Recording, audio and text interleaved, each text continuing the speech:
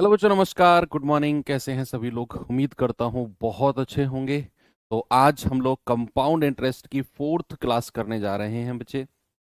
एक अच्छा चैप्टर है, इम्पोर्टेंट चैप्टर है, और थोड़ा सा अगर मैं कहूँ तो ध्यानपूर्वक पढ़ने वाला चैप्टर है, क्योंकि इसमें थोड़े से कैलकुलेटिव क्वेश्चंस हैं और कॉन्सेप्ट बहुत सारे हैं। इस चैप्टर में जितने कॉन्सेप्ट पर आपकी कमांड होगी, ये चैप्टर आपको उतना ही आसान लगेगा। ठीक है। शुरू में फर्स्ट क्लास से हम लोग लेके चले थे कि हम लोगों को 3 मेथड को समांतर रूप से लेके चलना है। आपका रेशियो मेथड हो गया, फॉर्मूला हो गया, और जीआर मेथड हो गया।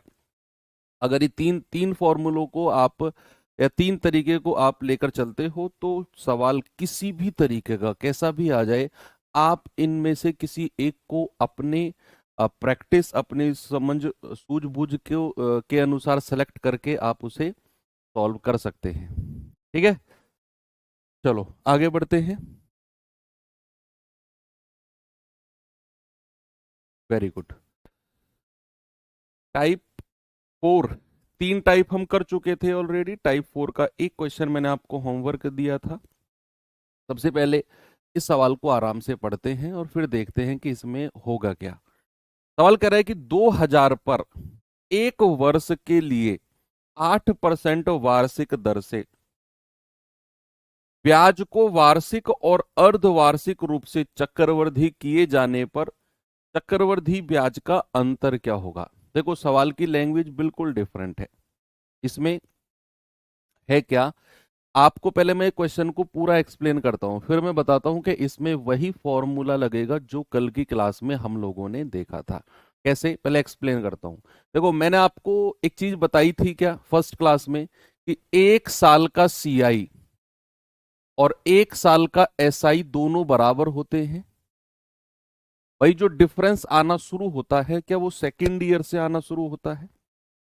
पहली साल तो जो साधारण ब्याज है वो चक्रवृद्धि ब्याज है। सेकंड ईयर में जब आप जाते हो तो आपको पहली साल के ब्याज के ऊपर भी ब्याज मिलता है। तो सेकंड ईयर से चीजें बढ़नी शुरू हो जाती हैं in the case of compound interest.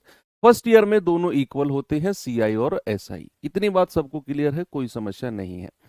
तो सवाल कहता है 1 साल के लिए 8% के हिसाब से। देखो, रेट अगर 8% है और उसने 2 केस बोले हैं, एक बोला है वार्षिक, एक बोला है क्या वार्षिक, और एक बोला है अर्धवार्षिक यानी कि हाफ ईयरली। तो अगर वो वार्षिक जाएगा, समय कितना है उसके पास?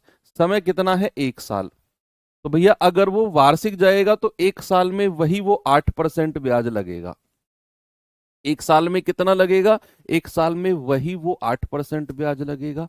लेकिन अगर वो अर्धवार्षिक जाएगा तो मेरे भाई रेट भी आधा हो जाएगा। रेट भी क्या हो जाएगा? आधा हो जाएगा। 4% रेट हो जाएगा। और 1 साल में कितनी बार ब्याज लगेगा? 1 साल में सर 2 बार ब्याज लगेगा। 1 साल में कितनी बार ब्याज लगेगा मेरे भाई? 1 साल में लगेगा 2 बार ब्याज। भाई 6 महीना और 6 महीना। और अगर आप 4% के हिसाब से 2 बार ब्याज लगाते हो तो ए प्लस बी प्लस ए गुणा बी बटे 100। तो यहां पर ये आ जाएगा 8 प्लस 4 चौक 16 बटे 2, 100 यानी कि 0.16। और आपको दिया हुआ है इन दोनों का डिफरेंस पूछा है। तो बच्चे, क्या आप यहां एक चीज देख सकते हो कि ये तो 8% रहा और ये हो गया 8 प्लस 0.16। तो अगर आप इन दोनों का डिफरेंस निकालते हो, तो अगर आप इन दोनों का अंतर निकालते हो, तो ये 8% तो रहेगा ही रहेगा। ये 8% प्लस 1.6 ज्यादा हो गया। तो डिफरेंस कितना आ गया? 0.16%। कितना आ गया मेरे भाई? ये डिफरेंस आ गया 0.16%। तो अगर आप यहां पर कहोगे यही डिफरेंस तो आपको चाहिए, तो 2000 अगर मूलधन है, 2000 अगर आपका प्रिंसिपल है, तो उसका 0.16% निकाल दो। पॉइंट हटाओगे, 2 जीरो नीचे आ जाएंगी, 3 जीरो से 3 जीरो गए, 2 की 16 में गुणा करोगे 32 और डिवाइड बाई 10। आपका जवाब कितना हो जाएगा? 3.2। ऑप्शन नंबर सी मेरा बिल्कुल करेक्ट है। ये तो हो गया इसका डिटेल्ड एक्सप्लेनेशन। लेकिन मैं आपसे कहूंगा कि इसमें आप अपना फॉर्मूला यूज कर सकते हो। जब भी सवाल आपका आएगा 1 साल और आपको कहेगा वार्षिक और अर्धवार्षिक ब्याज लगाना है, आपसे क्या कहेगा एनुअली और सेमी एनुअली यानी कि हाफ ईयरली ब्याज लगाना है, तो आप इसमें फॉर्मूला यूज कर सकते हो। मैं बताऊंगा क्यों। देखो, अगर आप अर्धवार्षिक लगाते हो तो 1 साल, अगर आप वार्षिक लगाते हो तो 1 साल का 8% ब्याज बनता है। अर्धवार्षिक लगाते हो तो आपको मिलेगा 8 प्लस थोड़ा सा ज्यादा। आप ऐसे सोचो, अगर आप वार्षिक इसको भी अर्धवार्षिक जाते, अगर आप इसको भी अर्धवार्षिक जाते और साधारण ब्याज जाते, देखो यहां तो आप कंपाउंड इंटरेस्ट गए हो। अगर आप अर्धवार्षिक हाफ ईयरली जाते, मैं आपको ये बता रहा हूं कि फॉर्मूला क्यों यूज करेंगे हम यहां पर। अगर आप अर्धवार्षिक जाते और सिंपल इंटरेस्ट साधारण ब्याज से जाते, तो क्या यहां पर आपको 6 महीना और 6 महीना पूरे 1 साल का 8% ब्याज ही मिलता आपको? भाई आप अगर अर्धवार्षिक रूप से जाते तो आप 6 महीने और 6 महीने में ब्याज लगाते, तो 6 महीने का ब्याज कितना हो जाता? 4%। तो 1 साल का कितना हो जाता? 4 और 4 8%। क्या कोई फर्क पड़ता इस बात के ऊपर? क्या जो पिछला क्वेश्चन हमने वार्षिक रूप से चक्रवृद्धि 8% बोला, या फिर मैं अर्धवार्षिक रूप से साधारण ब्याज बोलूं, 8% ही तो मिलना है मुझे। तो अब आप फॉर्मूला लगा दो कि अगर आप हाफ ईयरली साधारण ब्याज जाते हो, हाफ ईयरली चक्रवृद्धि ब्याज जाते हो, तो 1 साल में 2 बार लगेगा। तो 2 बार का फॉर्मूला आप जानते हैं, कौन सा? R/100 बराबर अंडर रूट में D/P। ये फॉर्मूला यहां पर लगा दीजिए। हमारा रेट क्या हो जाएगा? हाफ ईयरली वाला, हाफ ईयरली वाला रेट हो जाएगा R/4/100। डिफरेंस हमें निकालना है। मूलधन कितना है? 2000, तो ये जाएगा 25 बार। रूट हटाओगे इधर स्क्वायर बन जाएगा, 25 का 625 D/2000। तो यहां से D कितना आएगा? क्रॉस मल्टीप्लाई करेंगे तो 2000/625। आप इसे कैलकुलेट कर लेना, 3.2 ही आपको मिलने वाला है। ठीक है भाई। तो जब भी बात 1 साल की होगी और 1 साल में वो वार्षिक और अर्धवार्षिक रूप से संयोजित ब्याज करने को कहेगा और आपसे कहेगा अंतर की बात, तो आप अपना ये फॉर्मूला बड़े प्यार से लगा सकते हो। कौन सा? R/100 बराबर अंडर रूट में D/P। ठीक है, वेरी गुड। आगे बढ़ते हैं, इस पे आइए जरा, जल्दी से मुझे इस सवाल का जवाब बताओ क्या होगा। सभी बच्चे इस पे फोकस करेंगे और मुझे इसका जवाब बताएंगे।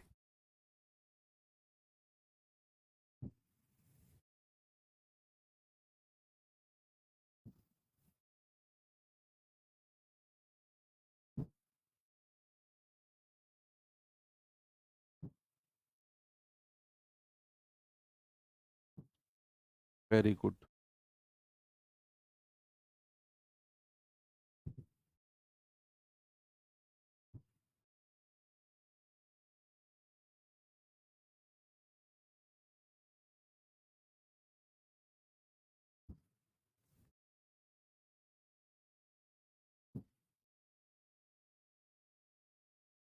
क्या जवाब होगा भाई इसका?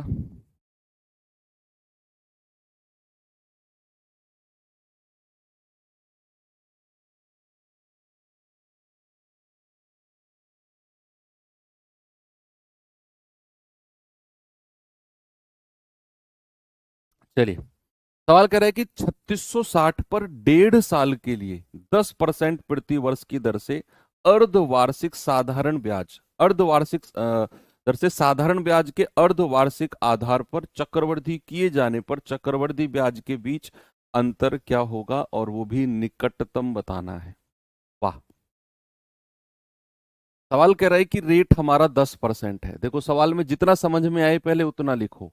रेट अगर हमारा 10% है, वार्षिक है, और सवाल कहता है कि भैया उसे अर्धवार्षिक रूप से लगाना है, अर्धवार्षिक हाफ ईयरली लगाना है, तो आप क्या उसका हाफ ईयरली रेट निकालोगे? आप कहोगे हाँ जी सर। ये हो जाएगा 10/2, दैट इज 5%। भाई यही तो कह रहा है वो कि भैया अर्धवार्षिक रूप से साधारण ब्याज पर चक्रवृद्धि ब्याज जाने पर चक्रवृद्धि ब्याज के बीच अंतर क्या होगा। वो कह रहा है कि 1.5 साल का समय है, आपको हाफ ईयरली जाना है, तो साधारण ब्याज और चक्रवृद्धि ब्याज का डिफरेंस क्या होगा। डिफरेंस आपसे पूछा है। What is the difference rounded to the nearest integer between the simple interest on 3660 for 1 year and a half year at 10% per annum compounded half yearly। बोलिए। आप कहोगे सर 1.5 साल में कितनी बार लगेगा, 1.5 वर्ष में कितनी बार लगेगा। 1.5 वर्ष में लगेगा सर 3 बार।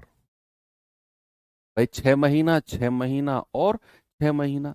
1.5 साल में कितनी बार लगेगा, 1.5 साल में लगेगा 3 बार। तो आपको पता है रेट 5% है, 3 बार ब्याज लगना है। सीआई और एसआई का डिफरेंस जल्दी से मुझे बता दो कितना होगा। देखो रेट अगर 5% है तो 3 साल का चक्रवृद्धि ब्याज कितना होता है, 3 साल का कंपाउंड इंटरेस्ट होता है 15.7625%। यही होता है 15.7625%। और 3 साल का साधारण ब्याज, भाई 1 साल का, या सॉरी 3 साल कह रहा हूं, 3 छमाही वर्ष का, तो 1 छमाही वर्ष का 5%, 3 छमाही का हो जाएगा पूरा का पूरा 15%। और इन दोनों का डिफरेंस कितना हो जाएगा, 0.7625%। इसकी वैल्यू आपको चाहिए, तो 3660 का 0.7625% निकाल दो, आपका जवाब आपको मिल जाएगा। तो 0.7625 बटे 100 मल्टीप्लाई बाई 3660। तो पॉइंट हटेगा, पॉइंट के बाद 4 डिजिट है, तो यहां पर 4 जीरो आप लिख दो नीचे। तो 25 चौके 100, 25 तिया 75, 1 0, 25 पंजे 125, 0 से 0 गया, 5 से जाएगा 200 बार और 5 से जाएगा 61 बार। ठीक है भाई, कोई समस्या नहीं है। 2 से जाएगा 100 बार और 2 से जाएगा 183 बार। ठीक है, अब क्या करें, अब मल्टीप्लाई कर लो इनकी। तो आप कहेंगे 61 तिया कितना होता है 183, हासिल का 18, 61 अट्ठे कितना होता है, 8 एकम 8, 8 छिंग 48, 488 और 18 कितना होता है 506, हासिल के 50, 61 एकम 61 और 50 कितना हो गया 6 और 5 11, तब 111 और डिवाइड बाई 4 इंटू 100।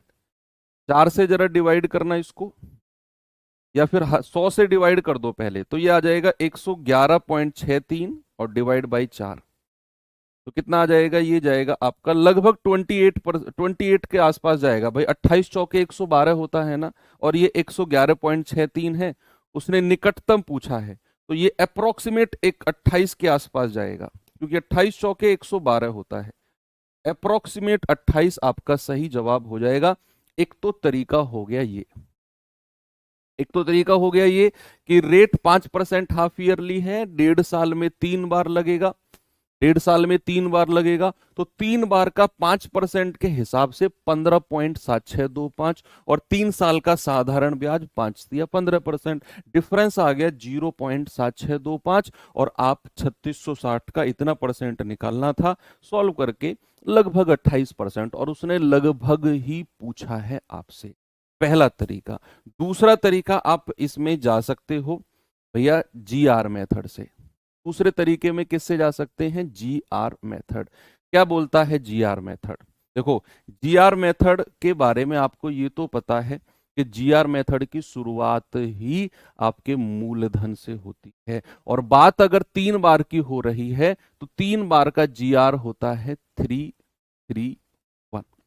ये होता है ना 3 बार का। अब समझते रहे ना, हो सकता है यहां से आपको कुछ नई चीज देखने को मिले। तो 3 बार का जीआर होता है 331। मूलधन कितना है 3660, यहां पर आपने लिखा।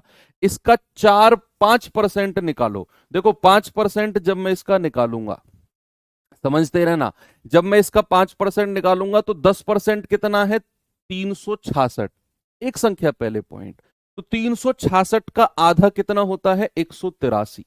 भाई 2 से डिवाइड कर दो 18 और 2 से जाओगे 3, इसका भी 5% जाओ, तो 5% होता है 10% का आधा, तो 10% है 18.3, तो ये आ जाएगा 9.91.5, है ना, 2 से डिवाइड कर दिया इसको, तो ये आ जाएगा 9.15, 9.15, है ना भाई। 10% तो 18.3 है, ये तो 10% हो गया, और 5% के लिए 2 से डिवाइड करेंगे, 2 नाम 18 पॉइंट, 2 एकम 2, 2 पंजे 10, 15, और फिर इसका 5% निकालो, फिर इसका 5% निकालो, यानी कि 10% हो गया 0.9, एक संख्या पहले पॉइंट, और 2 से डिवाइड कर दो, ये आ जाएगा 0.42, लगभग अप्रोक्सीमेट ही तो जाना है हमें, क्या फर्क पड़ता है, 0.42 के आसपास।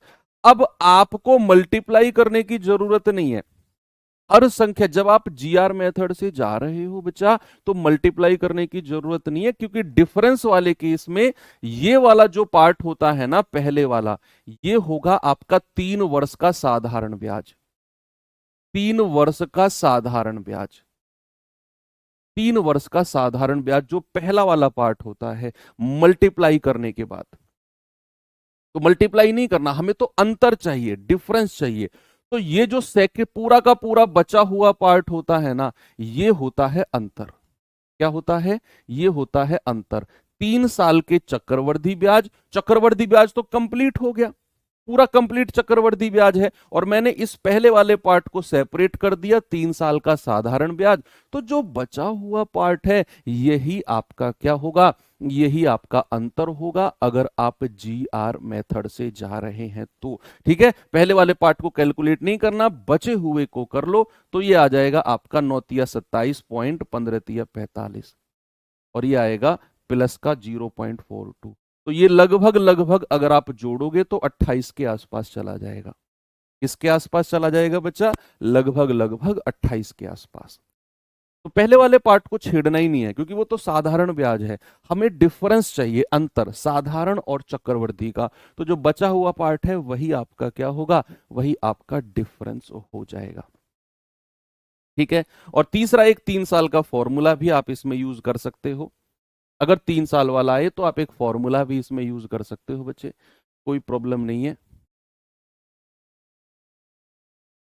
ये हो जाएगा आपका D/P बराबर 3R+1/R³। ये फॉर्मूला आप खुद अप्लाई करना और देखना क्या आपका जवाब बनेगा। ठीक है, D/P = 3R मतलब है rate of interest, that is 5%, D बोले तो डिफरेंस, P बोले तो मूलधन। ठीक है, मैंने जितनी भी पॉसिबिलिटी हो सकती है, 3 साल में अक्सर बच्चों को बड़ी प्रॉब्लम आती है, 2 साल तक तो ठीक है, 3 साल के ऊपर ही हमने सबसे ज्यादा काम कर लिया, हमने 2 से 3 तरीके से उसको पढ़ लिया। जल्दी से बताओ, रेट को 10% इसलिए नहीं लिया क्योंकि बच्चे इसमें छमाई कैलकुलेट बोला है उसने, अर्धवार्षिक रूप से बोला है, सवाल क्यों नहीं पढ़ रहे हो?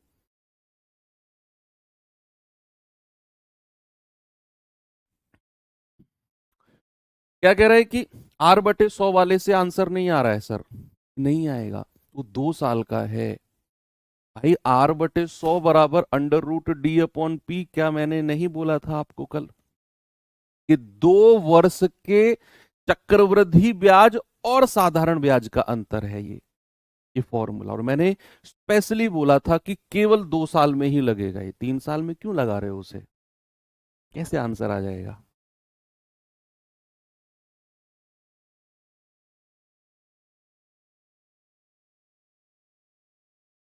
3 साल का क्यों ले? 3 साल का नहीं लिया हमने, छमाई रूप से कैलकुलेट किया है, और 1.5 साल में 3 बार लगेगा, इसलिए हमने 3 बार वाला GR331 लिखा। 8,000 पर 1 साल के लिए 6% वार्षिक दर से वार्षिक और छमाई रूप से चक्रवृद्धि किए जाने वाले CI के बीच अंतर बताओ क्या होगा। देखो, मैंने आपसे बोला जब भी समय 1 साल हो और वो वार्षिक और छमाई कैलकुलेशन के लिए बोलेगा, तो याद रखना आप 2 बार वाला फॉर्मूला लगा सकते हो, क्योंकि आपको पता है 1 साल में 2 बार ब्याज लगेगा। 1 साल में कितनी बार लगेगा? 1 साल में लगेगा आपका 2 बार। और रेट को भी आपने आधा कर देना है। हाफ ईयरली रेट कितना हो जाएगा? हाफ ईयरली रेट हो जाएगा 6 का भी आधा, that is 3%। Half yearly rate भी 3% हो जाएगा और एक साल में 2 बार लगेगा, क्योंकि उसने छमाही रूप से चक्रवृद्धि बोला है। तो यहां पर हमारा फॉर्मूला क्या लगेगा? R/100 बराबर अंडर रूट में D/P। देखो, जब भी बात आएगी 2 साल के CISI का डिफरेंस या 2 छमाही वर्ष यानी कि 1 साल, और अगर अर्धवार्षिक रूप से लगाएगा तो 1 साल में 2 बार लगेगा, तो वहां भी अगर डिफरेंस की बात करेगा तो हम ये फॉर्मूला लगाएंगे। और अगर 3 बार बोलेगा 3 साल का CISI का डिफरेंस, या फिर छमाही रूप से लगाएगा और 1.5 साल की बात करेगा, तो 1.5 साल में भी 3 बार लगेगा छमाही रूप से। तो हम R/100 बराबर अंडर रूट D/P नहीं लगाएंगे, याद रखना। तो आप यहां पर क्या करेंगे? आप कहेंगे कि सर R कितना है? 3/100 बराबर अंडर रूट में D हमें निकालना है, मूलधन 8,000 है। देखो, अगर यहां से आप रूट हटाते हो तो इधर स्क्वायर बन जाता है, 3 का स्क्वायर 9 और 2 जीरो का बन जाएगा 4 जीरो, तो D/8,000। तो 3 जीरो से 3 जीरो गया, 8×9 = 72/10 बराबर D, है ना? क्रॉस मल्टीप्लाई कर दी, 10 से डिवाइड करोगे तो ये आ जाएगा 7.2। कितना आ जाएगा मेरे भाई? 7.2। आप GR मेथड से भी जा सकते हो कि 2 साल का GR होया, फिर 2 बारी का GR होता है 21। 8,000 रुपया मूलधन है, इसका कितना परसेंट निकालना है? हाफ ईयरली रेट से जा रहे हैं ना, 3%। तो 1% क्या होता है? 2 डिजिट पहले पॉइंट लगा दो। 1% तो 80 हो गया, 2 डिजिट पहले, तो 80 1% है, 3% हो जाएगा 240। इसका भी 3% निकाल दो, तो 1% हो गया, 2 संख्या पहले पॉइंट 2.4, और 3% हो जाएगा 7.2। आपको अंतर चाहिए ना, तो ये वाला पार्ट कैलकुलेट मत करो, ये तो साधारण ब्याज है। अंतर ये वाला पार्ट है, अंतर डिफरेंस चाहिए ना, तो ये वाला, तो मल्टीप्लाई कर दो, ये आ गया 7.2। आप GR से भी बड़ी आसानी से निकाल सकते हो बिना कैलकुलेशन के। यहां थोड़ी सी करनी पड़ेगी आपको। चलो आगे बढ़ते हैं। ये सवाल देखिए बच्चे, बताओ जरा मुझे इसका जवाब।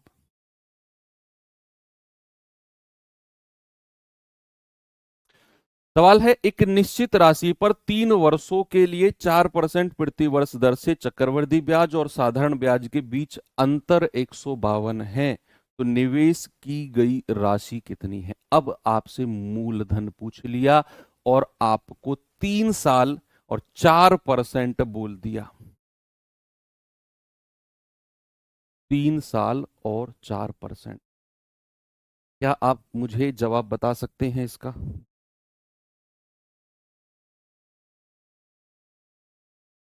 सभी लोग?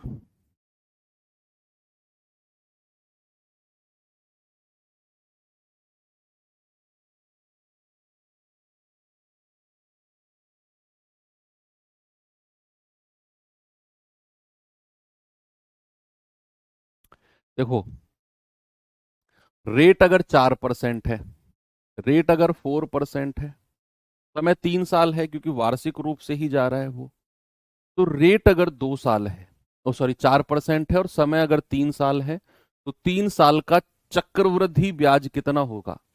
बताइए जरा मुझे। 3 साल का कंपाउंड इंटरेस्ट कितना होता है? 12.4864। जिसको प्रॉब्लम है ना, ये कहां से लिख दिया सर आपने 12.4864? पहली क्लास ओपन करो, वहां मैंने पूरा टेबल आपको बनवाया है।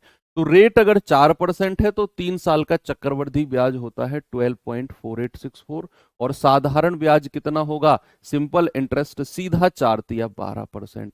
तो इन दोनों के डिफरेंस की बात कर रहा है, तो 0.4864%, और इसी की वैल्यू हमें 152 दे रखी है, तो 0.4864 की वैल्यू 152। आपको 100% की वैल्यू चाहिए, 1% आ जाएगा 152/0.4864, और 100% की वैल्यू कितनी हो जाएगी?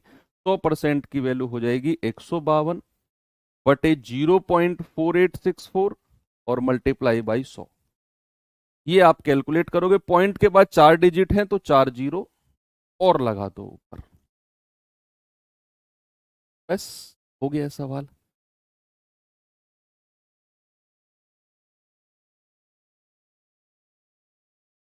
ठीक है, देखो 19 से कटेगा, 19 अट्ठे 152 होता है, 19 दूनी 38, 10, 19 पंजे 95, 11 19 छिक्के 114, 8 से जाएगा, 8 तिया 24, 8 दूनी 16, देखो 16 32 से जाएगा, 16 दूनी 32, 16 छिक्कम 96, 4, 16 दूनी 32, 16 पंजे 80, 0 0, फिर 2 से कटेगा, 2 तिया 6, 2 एकम 2, 2 दूनी 4, 31,250। आपका जवाब कितना आ गया बच्चे?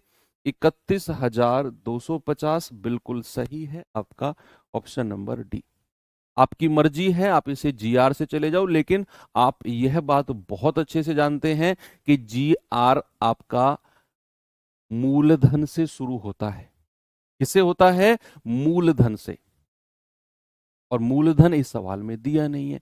और जब भी किसी क्वेश्चन में मूलधन नहीं दिया हो और हमें जीआर से जाना हो तो हम क्या करते हैं? हम मूलधन मानकर चलते हैं। क्या मानकर चलते हैं? 4% का फ्रैक्शन 1/25 हो जाएगा, और भैया 3 बार की बात हो रही है तो 3 3 और 1।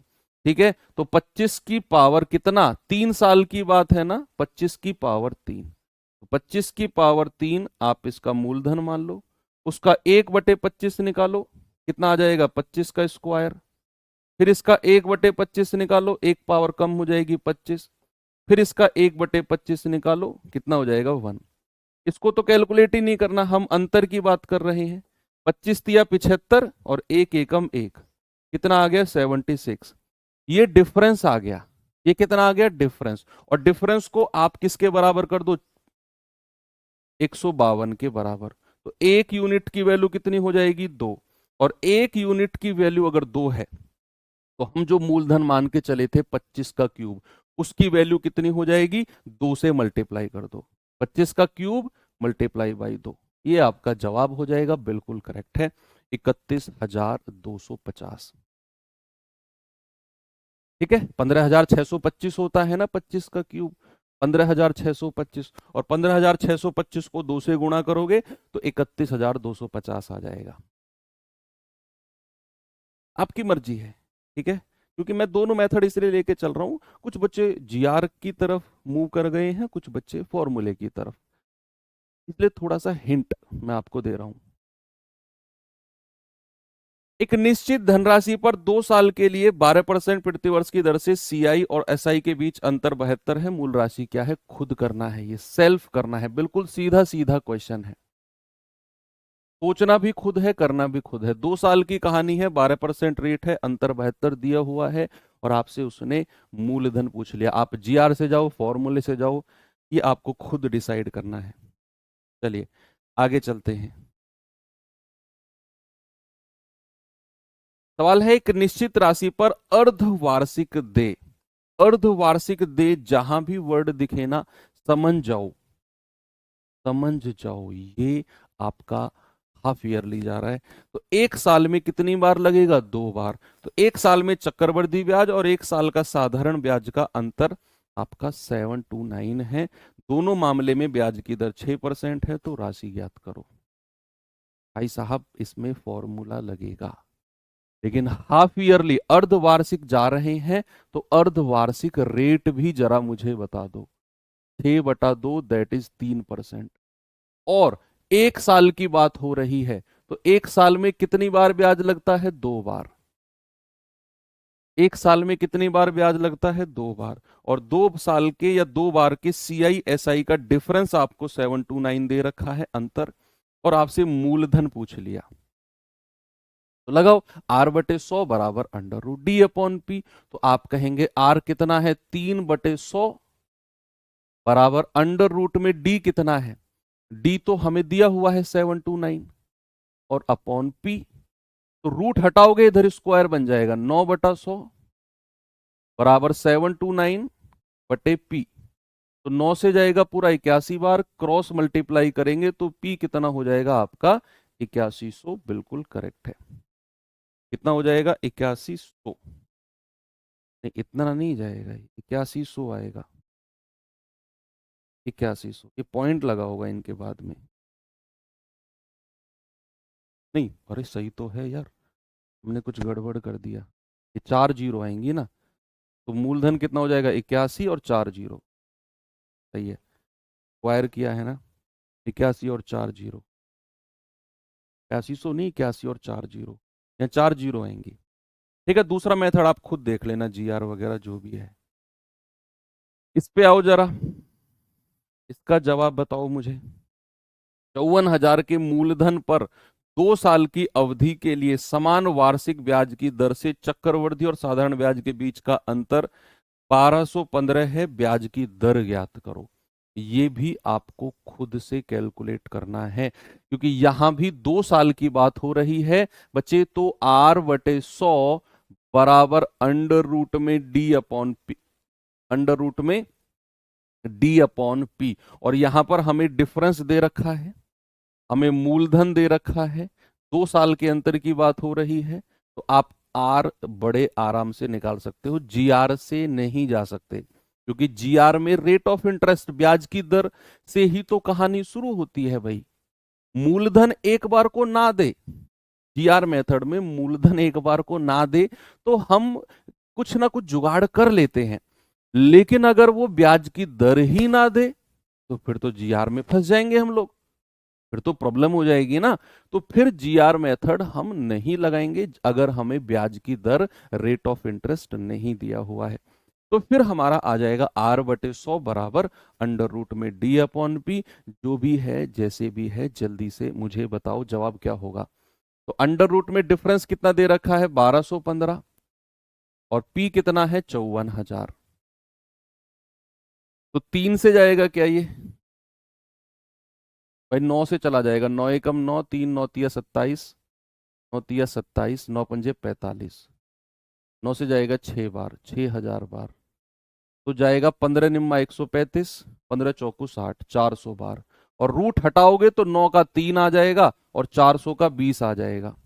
यहाँ क्या बचेगा? R/100, है ना भाई। 9 का अंडर रूट 3, 400 का 20। तो ये क्रॉस मल्टीप्लाई कर लो आप, 20 से 5 बार काट दो और क्रॉस मल्टीप्लाई कर लो। 5 तिया 15%, रेट ऑफ इंटरेस्ट बिल्कुल सही है, ऑप्शन नंबर डी। आ गया सभी का? तो ये टाइप आपका मजबूत हो गया ना भाई। डिफरेंस वाले से सवाल बनते हैं भाई, ध्यान रखना। 2 साल का डिफरेंस आए चाहे 3 साल का डिफरेंस आए, बड़े आराम से आप बता सकते हो। 3 साल का फॉर्मूला भी मैंने आपको बता दिया, हालांकि जरूरत पड़ेगी नहीं, या तो आप उससे कर लो जो हमने फिक्स रेशियो बताया है, या फिर अगर वो नहीं तो जीआर से हो जाएगा। फॉर्मूले की फिर जरूरत पड़े तो मैंने लिखवा दिया है, D upon P equal to 3R+1/R³। कह रहे 80,000 पर समान वार्षिक ब्याज दर से 2 साल के लिए चक्रवृद्धि ब्याज और साधारण ब्याज के बीच अंतर 98 रुपए है। वार्षिक ब्याज की दर बताओ। ऐसा क्वेश्चन अभी अभी पीछे हमने किया है, ये आपको खुद करना है, ये सेल्फ करना है आपने। ठीक है, इसमें भी रेट ऑफ इंटरेस्ट पूछ लिया है। ये सवाल बताइए जरा।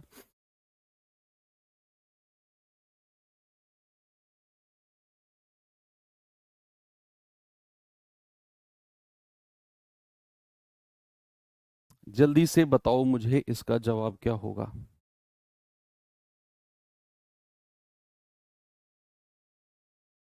कह रहा है 1/1/4 वर्ष के लिए 12,000 की राशि पर साधारण ब्याज 12% प्रति वर्ष की दर से और चक्रवृद्धि ब्याज के बीच अंतर क्या होगा जब ब्याज को 5 मासिक लगाते हैं। भाई साहब आप, हाँ हाँ, रेड टी शर्ट आपसे कह रहा हूं, 5 मासिक दर आप ही मुझे बताओगे। सुबह सुबह नहा धो के तो बैठ गए, लेकिन सवाल का जवाब देना भी बनता है। 5 मासिक दर क्या होगी? 5 मंथली रेट कितना होगा? बताइए जरा।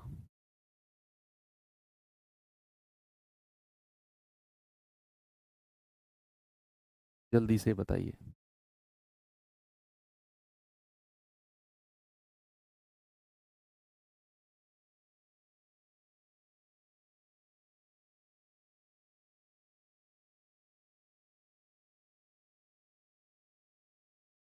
Very good. देखो, हमें पता है वार्षिक ब्याज की दर कितनी है, 12%। यानी कि 12 महीने की दर, 12 महीने की दर कितनी है बच्चा, 12%। देखो, वार्षिक का मतलब क्या होता है, वार्षिक का मतलब होता है 12 महीने। तो 12 महीने की दर, 12 महीने की दर 12%। एक महीने की दर कितनी है, 1%। तो भैया 5 महीने में कैलकुलेट कर रहा है, तो 5 महीने की दर कितनी हो जाएगी, 5%, सीधा सीधा। दूसरा काम आपका है कि जो गिवन टाइम है उसमें कितनी बार ब्याज लगेगा, कितनी बार।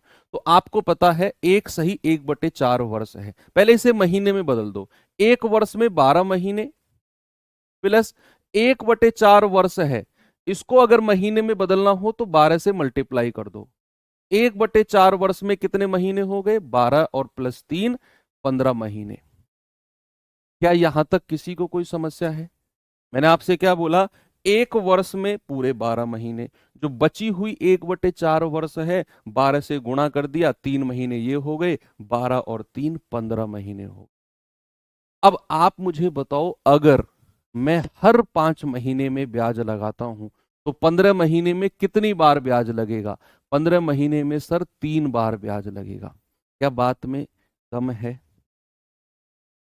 कि अगर मैं हर 5 महीने में ब्याज लगाता हूं तो क्या 15 महीने में 3 बार ब्याज लगेगा, 5 महीना 5 महीना 5 महीना।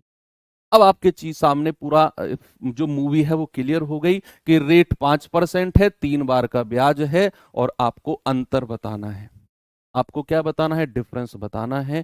तो भैया आप चाहे फॉर्मूला लगाओ, आप चाहे फिक्स जो डिजिट है के हिसाब से 3 बार का 15.7625 वाला लगाओ, या फिर आप GR लगाओ, सब चीज आपके सामने क्लियर है, क्योंकि 5% वाला क्वेश्चन मैं करा चुका हूं 3 बार का आपको। तो मैं GR से करा देता हूं। 3 बार का होता है 331। ठीक है, मूलधन से शुरुआत होगी 12,000, इसका 5% निकालो। 10% 1200 होता है, 5% आधा कर दो 600, इसका भी 5% निकालो। 10% 60 होगा, 5% आधा कर दो 30, फिर इसका भी 5% निकालो। 10% 3 होगा, 5% आधा कर दो 1.5। इससे मतलब नहीं है, हमें डिफरेंस निकालना है। ये तो साधारण ब्याज है, हमें अंतर चाहिए। तो केवल इनको कैलकुलेट करो, 3 तिया 9, 1.5 जोड़ेंगे कितना आ जाएगा, 91.5। कितना आ जाएगा बच्चा, 91.5। ऑप्शन नंबर बी बिल्कुल करेक्ट है। आपकी पकड़ इस तरह के क्वेश्चन पे अब हो चुकी है। क्या मैं आगे बढ़ जाऊं? ये लास्ट क्वेश्चन और कर दो, फिर हम टाइप चेंज करते हैं जल्दी से।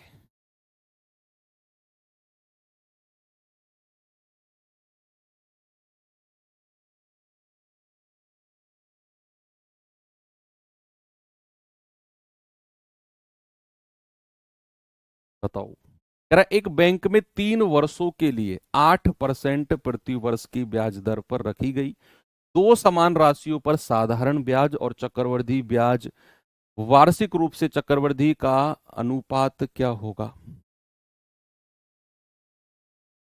3 साल के लिए 8% का रेट है, 3 साल के लिए CI और SI का रेशियो आपसे पूछा है, क्या होगा, बोलिए।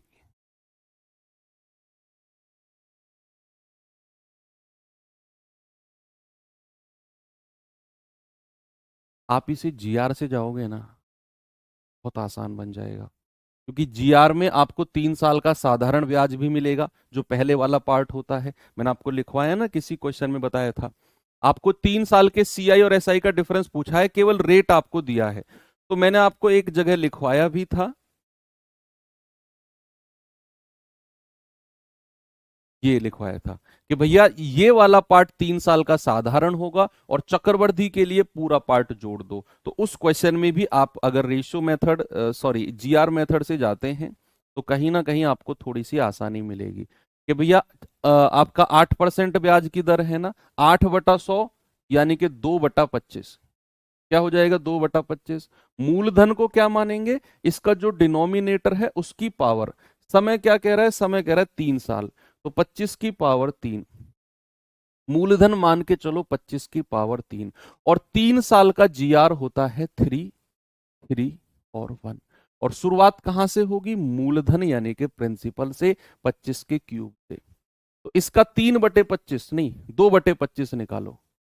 2/25 निकालेंगे तो 1/25 से तो 25 का स्क्वायर बचेगा, 625 की 2 में गुणा करोगे तो 1250, है ना भाई। देखो 25 का क्यूब गुणा 2/25, तो 1/25 से तो 1/25 कट के स्क्वायर बचेगा, 25 का स्क्वायर 625 की 2 में गुणा करोगे तो 1250। इसका फिर आप 2/25 निकालो तो कितना आएगा, 25 पंजे 125, 50 50 दूनी 100। फिर इसका 2/25 निकालो। रफ कॉपी है आपके पास, मेरी कैलकुलेशन में आपको कुछ दिक्कत लग रही है तो अपनी रफ कॉपी में करो इस कैलकुलेशन को, इतनी लंबी चौड़ी कैलकुलेशन नहीं है ये। तो 25 चौके 100 और 4 दूनी 8। अब हमें अलग अलग चाहिए, हमें क्या क्या चाहिए, हमें साधारण ब्याज और चक्रवृद्धि ब्याज का रेशियो चाहिए। पहले तो मल्टीप्लाई ही कर लो, कितना आएगा, 12 36, 3750 आ जाएगा। जोड़ना मत अभी रुक जाओ, 100 और 8 एकम 8। अब उसने क्या बोला है, साधारण ब्याज और चक्रवृद्धि ब्याज का रेशियो।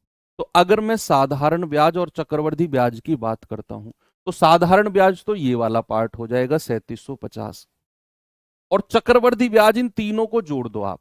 चक्रवृद्धि ब्याज के लिए तीनों को जोड़ देंगे तो कितना आएगा, 37 और 3 40, 4058, 4058।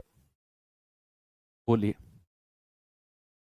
4058 आपका कंपाउंड इंटरेस्ट हो जाएगा।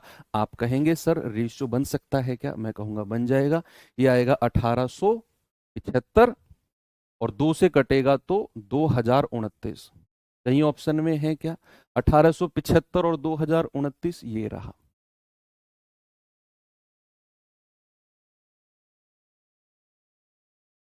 बोलिए, क्या बात सही है।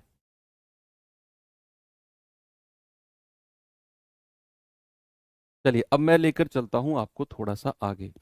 आगे टाइप 5 में जाने से पहले थोड़ी सी चीज हम प्रैक्टिस करते हैं, थोड़ी सी चीज समझना। बात, ये टाइप पूरा आपका कंप्लीट हो गया। अब अगर मैं आपसे कहूं कि रेट मेरे पास सपोज दैट 10% है, जो टाइप में जा रहा हूं ना उसमें क्या करना है, पूरी रूपरेखा मैं यहां पर आपको समझा दूंगा। मैंने आपसे कहा कि रेट मेरा 10% है, और 10% को मैं फ्रैक्शन में अगर लिखता हूं तो कितना लिखता हूं मैं, 1/10। यहीं से अगर मैं मूलधन और मिश्रधन, प्रिंसिपल और अमाउंट का रेशियो अगर लिखने जा रहा हूं तो मैं कैसे लिखूंगा, कि मूलधन अगर 10 है 1 साल का, 1 वर्ष के लिए, 1 साल के लिए अगर मूलधन 10 है तो 1 रुपया ब्याज है, तो मिश्रधन कितना हो जाएगा, 11। क्या 1 साल की यही कहानी है, क्या अगर मैं 1 वर्ष पे जाता हूं तो मूलधन मेरा अगर 10 है तो 1 रुपया ब्याज का मिलेगा, तो अमाउंट हो जाएगा 11, केवल 1 साल के लिए। अगर मैं 2 साल की बात करता हूं, बच्चे याद रखना, अगर मैं 2 साल की बात करता हूं, 2 साल की, तो क्या आप एक बार फिर 10 से 11 कर दोगे, क्या एक बार फिर आप 10 से 11 कर दोगे, क्योंकि भैया 1 साल के लिए 10 से 11, दूसरे साल के लिए भी 10 से 11। ये बिल्कुल बेसिक चीज है जो हमने पहली क्लास में पढ़ी थी, फर्स्ट क्लास कंपाउंड इंटरेस्ट की, जो कि जितने वर्ष की बात कहेगा रेशियो को आप उतना ही बढ़ा दो। तो क्या मैं ये कह सकता हूं बच्चे, 2 साल के लिए आपका रेशियो 10 का स्क्वायर और 11 का स्क्वायर हो गया, मूलधन और मिश्रधन का। 2 साल के लिए 10 का स्क्वायर 11 का स्क्वायर हो गया कि नहीं। अगर मैं आपसे कहता हूं 3 वर्ष, अगर मैं 3 वर्ष की बात कहता हूं तो 3 वर्ष के लिए एक और 10 से 11 मल्टीप्लाई कर दो, तो ये हो जाएगा 10 का क्यूब और 11 का क्यूब। यहां 1 साल के लिए 10 की पावर 1 और 11 की पावर 1 था। अब यहां पर कुछ है, आप थोड़ा सा देखना, कि जितने वर्ष की मैं बात कर रहा हूं भैया, मूलधन और मिश्रधन की पावर भी उतनी ही जा रही है। जैसे 1 साल है तो मूलधन मिश्रधन की पावर भी एक है। 2 साल की बात हुई तो 2 बार 10 से 11, 2 बार 10 से 11, तो मूलधन की पावर भी 2, मिश्रधन की पावर भी 2। अगर मैं 3 साल पे गया तो मूलधन की पावर भी 3 और मिश्रधन की पावर भी 3। क्या बात समझ में आई? यस। ऐसे ही अगर मैं जाता जाऊं n वर्षों के लिए, n वर्षों के लिए अगर मैं गया तो मैं कहूंगा मूलधन की पावर भी n और मिश्रधन की पावर भी n। यूनिवर्सल चीज लिख दी मैंने कि मूलधन की पावर भी n और मिश्रधन की पावर भी n। जितने वर्ष आप जाओगे मूलधन और मिश्रधन की पावर भी उतनी ही होती चली जाएगी। इतना आपको समझ में आ गया। अब इस बात को एक बार फिर से बाइंड अप करो कि जितने वर्ष रहेंगे प्रिंसिपल और अमाउंट की उतनी ही पावर रहेगी। अगर मैं इस बात को रिवर्स बोलूं, उल्टा बोलूं कि भैया मूलधन और मिश्रधन की जो पावर रहेगी, क्या समय भी उतना ही होगा वर्षों में? क्या अगर मैं आपसे रिवर्स बात को बोलता हूं कि मूलधन और मिश्रधन की पावर जितनी रहेगी, फॉर एग्जाम्पल अगर मैंने आपसे बोला कि मूलधन की पावर सपोज मैंने कहा 5 और मिश्रधन की पावर भी 5, तो समय आप मुझे बता सकते हो कितना रहा होगा? मूलधन की पावर 5, मिश्रधन की पावर 5, तो समय कितना रहा होगा? सर जितनी पावर है समय रहा होगा 5 वर्ष। समय क्या रहा होगा? 5 वर्ष। जितनी प्रिंसिपल और अमाउंट की पावर होगी समय भी उतना ही होगा। एक बात तो आपको ये क्लियर हो गई। दूसरी बात क्या है? दूसरी बात है भैया वापस रिवर्स आना। रिवर्स आना कैसे? सपोज मैंने आपसे बोला कि कोई मूलधन है और कोई मिश्रधन है, कोई प्रिंसिपल है कोई अमाउंट है, और 2 वर्ष में 2 वर्ष का रेशियो 2 वर्ष का रेशियो हो गया इनका। सपोज मैंने कहा 25 और 36। 2 वर्ष का रेशियो कितना है? 25 और 36। 2 साल का रेशियो कितना है? 25 और 36। मतलब कि भैया 2 साल में मूलधन 25 से कितना हो गया? 36 हो गया। तो अब मैं आपसे पूछूंगा रेट ऑफ इंटरेस्ट बताओ। रेट ऑफ इंटरेस्ट, तो ब्याज की दर जब भी आपसे पूछेगा तो आपको सबसे पहले 1 साल का रेशियो बनाना है। सबसे पहले क्या बनाना है? सबसे पहले आपको 1 वर्ष का रेशियो अनुपात बनाना है। कितने भी वर्ष का आपको दिया हो उससे आप पहले 1 साल का रेशियो बनाओगे, तब जाकर आप बड़े आराम से बता सकते हो कि मूलधन 10 रुपया है, मिश्रधन 11। 1 रुपया ब्याज बटे मूलधन गुणा 100। 1 साल का ब्याज बटे मूलधन गुणा 100 ही आपका क्या होता है? आपका ब्याज की दर होती है। तो इसीलिए अगर मैं आपसे कहूंगा 2 वर्ष से आप 1 वर्ष का रेशियो बनाओगे, तो क्या करना होता है कि भैया जितनी यहां पर समय दिया होगा ना उतना रूट बना दो। उतना क्या कर दो? उतना रूट बना दो 36। मान लो यहां 2 साल का रेशियो दिया हुआ था और हमें 1 साल पे आना है, तो आप इसका रूट बना दो, अंडर रूट, इसकी पावर 1/2 कर दो, तो 1 साल का रेशियो हो जाएगा 5 से 6। क्यों? क्यों किया हमने ऐसा? देखो ये 10 का स्क्वायर 11 का स्क्वायर है, 2 साल का रेशियो। 2 साल का रेशियो कितना है? 10 और 11 का स्क्वायर। अगर आप 1 साल पे आना चाहते हो तो आपको 2 पावर से 1 पावर लानी पड़ेगी, और 2 पावर से 1 पावर तभी आएगी जब आप इसका अंडर रूट करोगे। ऐसे ही 3 वर्ष में 10 का क्यूब और 11 का क्यूब है, और अगर आप 1 साल पे लाना चाहते हो पावर 1 पे, तो आपको ये क्यूब हटाना पड़ेगा और उसके लिए आपको घनमूल करना पड़ेगा। घनमूल यानी कि क्यूब रूट करना पड़ेगा। ऐसे ही 5 साल है सपोज, तो 5 साल में पावर 5 5 है। आप 1 साल पे लाओगे तो आपको उसकी 5th पावर 1/5 पावर करनी पड़ेगी। इसीलिए कि अगर 2 साल से 1 साल का रेशियो लाते हैं तो अंडर रूट करते हैं। अब 1 साल में 5 से 6 हो गया, तो कितना ब्याज मिला है? 1 रुपया ब्याज। तो ब्याज की दर क्या होती है? 1 साल का ब्याज बटा मूलधन गुणा 100, तो कितना आ गया? 20%। रेट ऑफ इंटरेस्ट कितना है बच्चा? रेट ऑफ इंटरेस्ट है आपका 20%।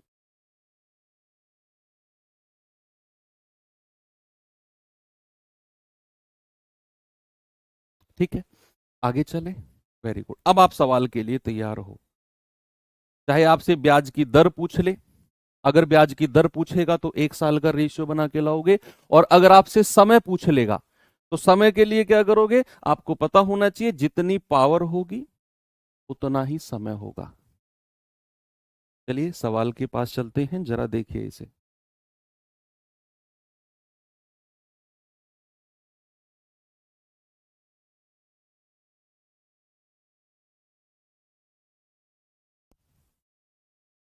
कह रहा है 400 रुपए की राशि 2 साल में 8% वार्षिक चक्रवृद्धि ब्याज की दर से 441 हो जाती है, तो बताइए आर का मान क्या होगा। आर का मान क्या होगा, what is the value of R. बोलिए भाई, आपको क्या करना है, 400 रुपए मूलधन है, 2 साल में कितना हो गया, 441 हो गया। यानी कि आपको मूलधन और मिश्रधन, प्रिंसिपल और अमाउंट दोनों दे रखे हैं। तो आप कहोगे कि सर 400 रुपया मूलधन है और मिश्रधन 441 है, ये प्रिंसिपल है और ये अमाउंट है। आप कहोगे सर अगर ऐसी कोई संख्या आ गई जिनका स्क्वायर रूट या घनमूल ना लिया जा सके, आएगा दिमाग में ये सवाल, बच्चा ऐसी कोई संख्या बनेगी ही नहीं। अरे भैया उसके लिए तो मैंने यह एग्जांपल आपको बताया कि मूलधन और मिश्रधन का रेशियो ही पावर में बनता है। भाई 1 साल का 10 से 11, 2 साल का 10 का स्क्वायर 11 का स्क्वायर, क्योंकि वही रेशियो फिर मल्टीप्लाई हो गया, 3 साल के लिए वही रेशियो फिर मल्टीप्लाई हो गया। तो जब बार बार वही रेशियो मल्टीप्लाई हो रहा है तो पावर क्यों नहीं बनेगी, पावर क्यों नहीं बनेगी, पावर तो बननी है भैया, क्योंकि रेशियो हर बार मल्टीप्लाई होता जा रहा है। मैंने लिखा ना एन वर्स के लिए पावर एन और ए की पावर एन, तो पावर तो बननी है। ऐसा मत सोचना कि पावर नहीं बनी, तो पावर नहीं बनी तो फिर चीजें रूट में जाएंगी, फिर चीजें अंडर रूट में जाएंगी। तो ये आ गया 2 साल, 2 साल की कहानी है ना। अब चूंकि हमसे उसने क्या पूछा, हमसे उसने पूछा आर की वैल्यू, यानी कि what is the value of rate of interest, ब्याज की दर। तो ब्याज की दर निकालने के लिए हम रेशियो को 1 साल पे लेके आते हैं, 1 वर्ष पे। तो 1 वर्ष के लिए क्या करेंगे, स्क्वायर रूट, क्योंकि 2 साल का रेशियो है ना, तो 400 का घन स्क्वायर रूट और 441 का, तो ये हो जाएगा 20 और ये हो जाएगा 21। 1 साल में 20 से 21, ब्याज कितना मिला, 1 रुपया। तो ब्याज की दर होती है 1 साल का ब्याज बटा मूलधन गुणा 100। तो 20 पंजे 100, 5 एकम 5% ब्याज की दर है। ऑप्शन नंबर बी मेरा करेक्ट है, 5%। आगे चलूं, चलो एक और सवाल देता हूं, ये सवाल करना जरा।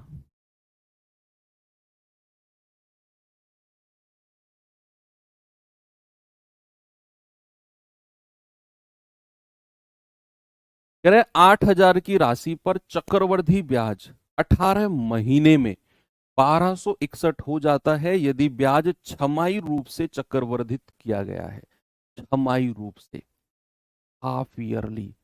तो भैया आप मुझे बताओ, अगर मैं छमाही रूप से ब्याज को लगाता हूं तो 18 महीने में कितनी बार ब्याज लगेगा, क्योंकि समय मुझे 18 महीने दिया हुआ है। और अगर मैं छमाही रूप से लगाता हूं तो क्या 18 महीने में 3 बार ब्याज लगेगा, 6 महीना 6 महीना 6 महीना, क्या 18 महीने में छमाही रूप से मेरे भाई 3 बार ब्याज लगेगा कि नहीं लगेगा। आप कहोगे हाँ जी सर बिल्कुल लगेगा। तो यहां पर अब आपको ये पता है कि मूलधन 8,000 रुपया, 1261 ब्याज है, तो मिश्रधन कितना हो जाएगा, मूलधन प्लस ब्याज। तो मूलधन और मिश्रधन का रेशियो लिख लो कि भैया यहां पर मैं प्रिंसिपल, यहां पर मैं अमाउंट लिखता हूं। तो ये हो गया 8,000, मिश्रधन कितना हो जाएगा, दोनों को जोड़ दो, दोनों को जोड़ोगे ये आएगा 9261, 9261। ये संख्या मैंने पहले भी जिक्र किया इसका, और मैंने बोला ये बड़ी इंपॉर्टेंट है, ये बड़ी इंपॉर्टेंट है 9261। 9261 कहां से आया भैया, 8,000 मेरा प्रिंसिपल है और ये ब्याज है।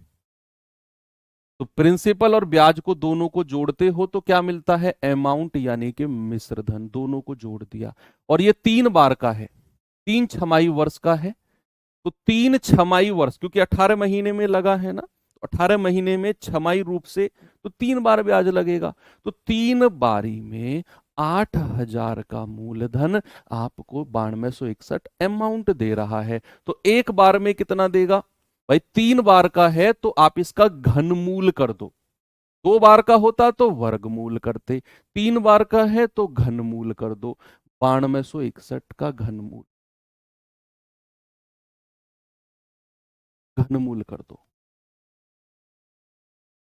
आप कहोगे सर 8,000 का घनमूल 20 होता है, क्योंकि 20 का क्यूब 8,000 है। और 9261 ये संख्या को दिमाग में सेट कर लो, ये 21 का क्यूब होता है, 21 का घन। तो 9261 का घनमूल हो जाएगा 21। तो एक छमाई वर्ष में, एक छमाई, एक बारी का मतलब है एक छमाई, एक छमाई में क्या हो गया? एक छमाई में 20 से 21 हो गया, तो +1 ब्याज। तो रेट ऑफ इंटरेस्ट निकालना हो तो 1/20 गुणा 100। आप कहोगे सर 5%। ये जो 5% आया है ना, ये हाफ ईयरली रेट आया है, अर्धवार्षिक दर। जो 5% आपने निकाली है ना बच्चा, ये अर्धवार्षिक दर आई है। लेकिन हमें क्या पूछा है? वार्षिक ब्याज की दर। हमें क्या पूछा है? वार्षिक, क्योंकि 5% ऑप्शन में नहीं है ना, तो फिर वो वार्षिक ही पूछ रहा है। तो वार्षिक दर के लिए क्या करेंगे? अर्धवार्षिक को 2 से मल्टीप्लाई कर दो। एनुअल रेट को क्या करेंगे? हाफ ईयरली रेट को 2 से मल्टीप्लाई कर दो। ये वार्षिक दर आ जाएगी 10%। ऑप्शन नंबर ए बिल्कुल करेक्ट है।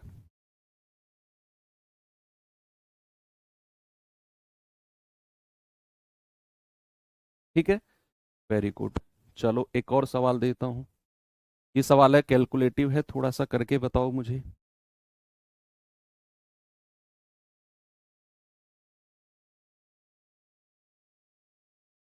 कह रहा है कि 9500 की राशि चक्रवृद्धि ब्याज पर 2 वर्षों में 11,704.95 हो जाती है, तो ब्याज की दर बताओ क्या होगी?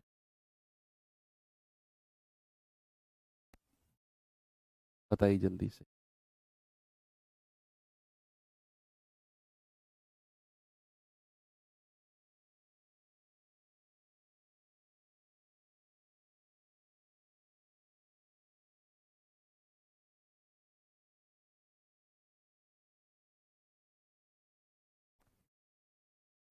कैसे करेंगे भाई? मूलधन कितना है? 9500। मिश्रधन कितना है? 11,704। तो मैंने यहां पे लिखा 9500, अमाउंट लिखा है 11,704.95। अब उसने कहा ये 2 साल में है, 1 साल के लिए क्या करेंगे? इसका वर्गमूल। भाई ब्याज की दर निकालनी है तो 2 साल से 1 साल पे आना पड़ेगा, और हम वर्गमूल निकालेंगे। लेकिन प्रॉब्लम क्या है कि 9500 का वर्गमूल निकाल नहीं सकते, क्योंकि 9500 परफेक्ट स्क्वायर ही नहीं है, 9500 पूर्ण पूर्ण वर्ग नहीं है। तो फिर हम क्या करेंगे? वर्गमूल निकालने से पहले इन दोनों का अनुपात थोड़ा सा छोटा कर लेंगे। रेशियो चैप्टर आपने पढ़ा है ना, तो इन दोनों का रेशियो थोड़ा छोटा कर लेंगे और इस तरह का रेशियो बनाएंगे ताकि हम उसका वर्गमूल निकाल सकें। अभी तो 9500 का और इसका वर्गमूल आप निकाल ही नहीं सकते हो, तो इसका अंडर रूट करने से कुछ मिलेगा नहीं आपको। तो आप इस रेशियो को थोड़ा सा काटा पीटी करके छोटा इस कदर बनाओ कि उसका वर्गमूल निकाला जा सके, और 100% वो बनेगा। वो 100% बनेगा। क्यों बनेगा वो मैं आपको ऑलरेडी बता चुका हूं, क्योंकि आपका प्रिंसिपल और अमाउंट, मूलधन और मिश्रधन, ये पावर में चलते हैं। इसमें चलते हैं पावर में, इसीलिए इनको बनना पड़ेगा। देखो ये पॉइंट हटेगा, 2 डिजिट है तो 2 जीरो यहां लगा दो।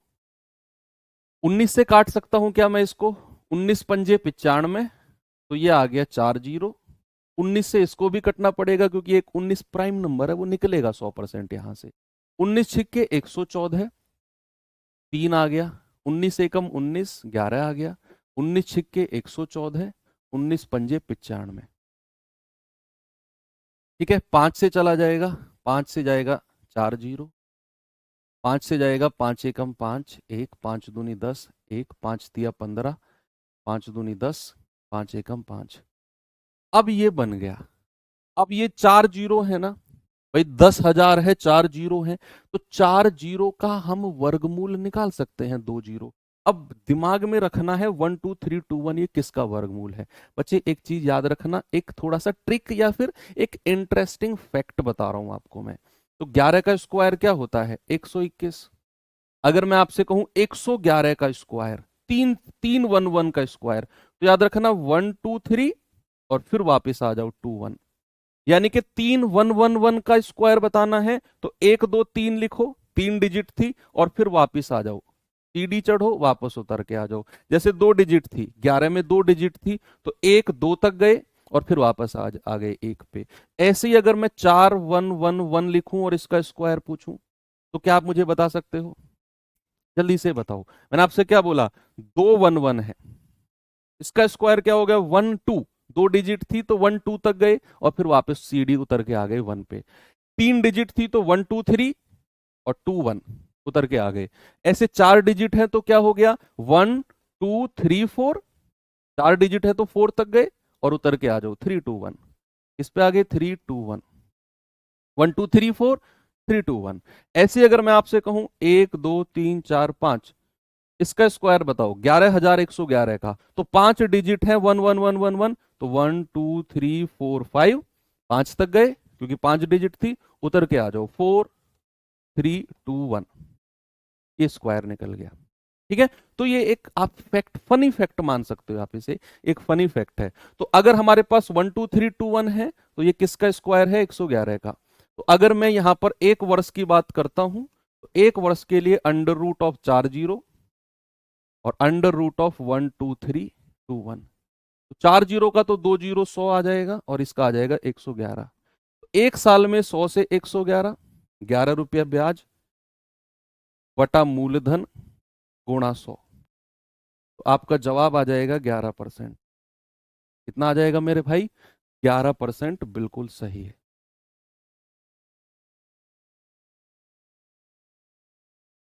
ठीक है, आगे बढ़े। चलो इस सवाल पे आओ जरा।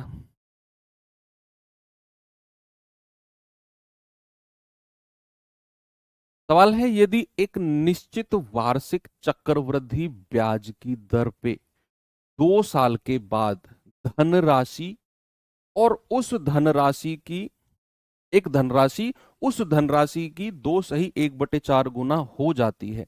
ये वर्ड सुना सुना सा लग रहा है क्या, हो जाती है, मतलब he is talking about amount. वो मिश्र धन की बात कर रहा है। वो कह रहा है कि कोई मूलधन है, वो धन राशि यानी कि अपने आप का 2 सही 1/4 गुना हो जाता है, मीन्स वो अमाउंट की बात कर रहा है। तो ब्याज की दर, तो सबसे पहले 2 सही 1/4 को सही से लिखो, 4 दूनी 8 और 1 9/4 गुना। मतलब नीचे वाली संख्या अगर मूलधन है तो ऊपर वाली संख्या अमाउंट है, ऐसा सवाल ने बोला। देखो अगर मैं आपसे कहूं कि कोई धनराशि मान लो 6/5 गुना हो जाती है, 6/5 गुना हो जाती है, सपोज अगर मैंने ऐसे लिखा, तो इसका मतलब है कि ये अगर मेरी ओरिजिनल धनराशि है, ये अगर मेरा मूलधन है, तो 6 हो गया वो, ये 6 क्या है, मेरा अमाउंट है। वृद्धि हो जाती है नहीं लिखा उसने, या ऐसे नहीं लिखा कि 5 में 6 जोड़ दो। ये 5 में 6 कब जोड़ते, जब वो ये कहता 6/5 की वृद्धि हो जाती है। वृद्धि वर्ड यूज नहीं किया, वृद्धि कहता तो मैं 6 और 5 11 लिखता, लेकिन उसने बोला 6/5 गुना हो गई। इट मीन्स ये 6 आपकी होने वाली वैल्यू है, दैट इज अमाउंट। तो यहां पर भी अगर मैं देख पा रहा हूं, तो भैया उसने बोला है 2 सही 1/4 गुना हो गई। मतलब अगर मेरा प्रिंसिपल 4 यूनिट है तो मेरा अमाउंट कितना है, 9 यूनिट। कितने साल में, 2 साल में। 2 साल में, तो एक साल के लिए क्या करेंगे, under root of 4 under root of 9, that is 2 3। एक साल में 2 से 3, 1 रुपया ब्याज, रेट ऑफ इंटरेस्ट निकालना है, बटा मूलधन गुणा 100। तो आप कहेंगे सर 50%। कितना है, 50%। ऑप्शन नंबर सी बिल्कुल करेक्ट है। चलें आगे, वेरी गुड। चलो एक सवाल और देखो तो जल्दी से मुझे बताओ इसका जवाब।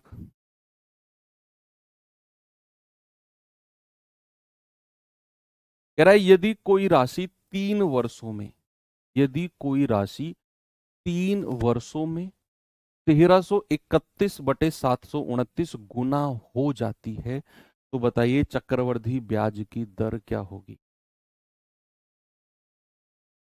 बोलिए भाई। मूलधन कितना है? अब तो आप डायरेक्ट लिखो नीचे वाली संख्या 729, और मिश्रधन कितना हो गई 1331, और कितने साल में? 3 साल में।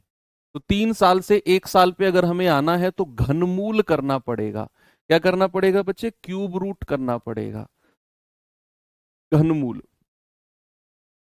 1331, तो 729 का होता है 9, और 1331 का होता है 11। तो 1 साल में 9 से 11, ब्याज कितना बढ़ा? 2 रुपया। रेट ऑफ इंटरेस्ट कितना हो जाएगा? 2/9 मल्टीप्लाई बाई 100। तो ये आ गया 200/9%। तो 9 दूनी 18, 9 दूनी 18, 22 सही, 2/9%। आपका जवाब है ऑप्शन नंबर सी, बिल्कुल करेक्ट है।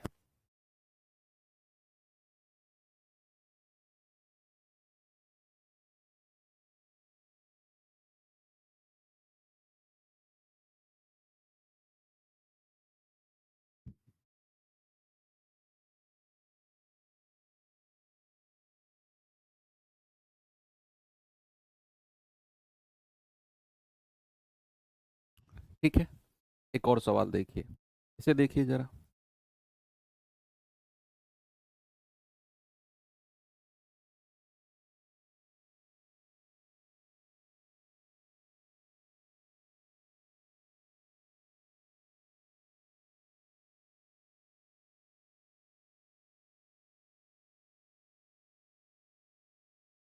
कह रहा है यदि 6400 को 25% वार्षिक रूप से चक्रवृद्धि किया गया, तो 12500 का मिश्रधन कितने समय में प्राप्त होगा?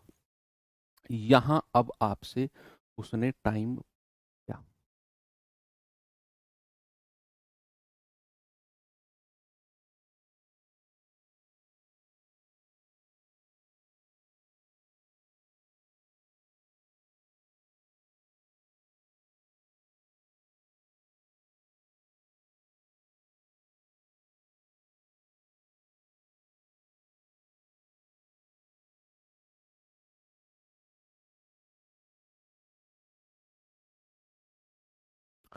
कह रहा है 6400 को 25%। अब यहां पर हमें समय नहीं दिया हुआ, तो मैंने आपको जब थोड़ी देर पहले समझाया था तो मैंने एक बात बोली थी कि जितनी मूलधन और मिश्रधन की पावर होगी उतना ही समय होगा।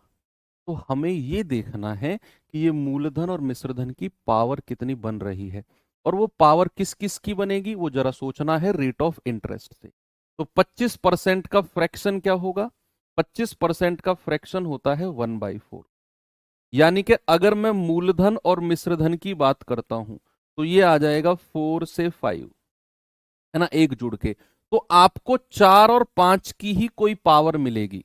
100% श्योर है कि रेट ऑफ इंटरेस्ट 25%, 1/4, मूलधन 1 साल का 4, और मिश्रधन आ गया 5।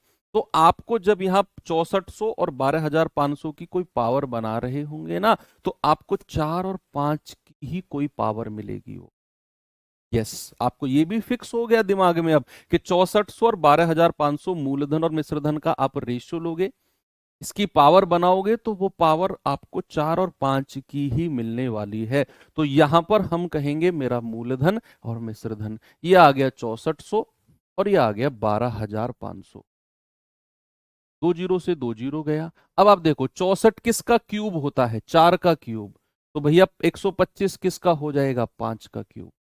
आपको ज्यादा दिमाग लगाना ही नहीं है, इन दोनों में से किसी एक को सर्च कर लो। जैसे हमें 64 का पता चल गया, 4 का क्यूब है, आंख बंद करके बोल दो ये 5 का क्यूब होगा 125, क्योंकि रेशियो 4 और 5 ही है मेरे पास। तो किसी एक को अगर आपने 4 का क्यूब कह दिया तो ये 5 का क्यूब होना ही होना है। और जो पावर है वही आपका समय होता है, दैट इज 3 ईयर, 3 साल।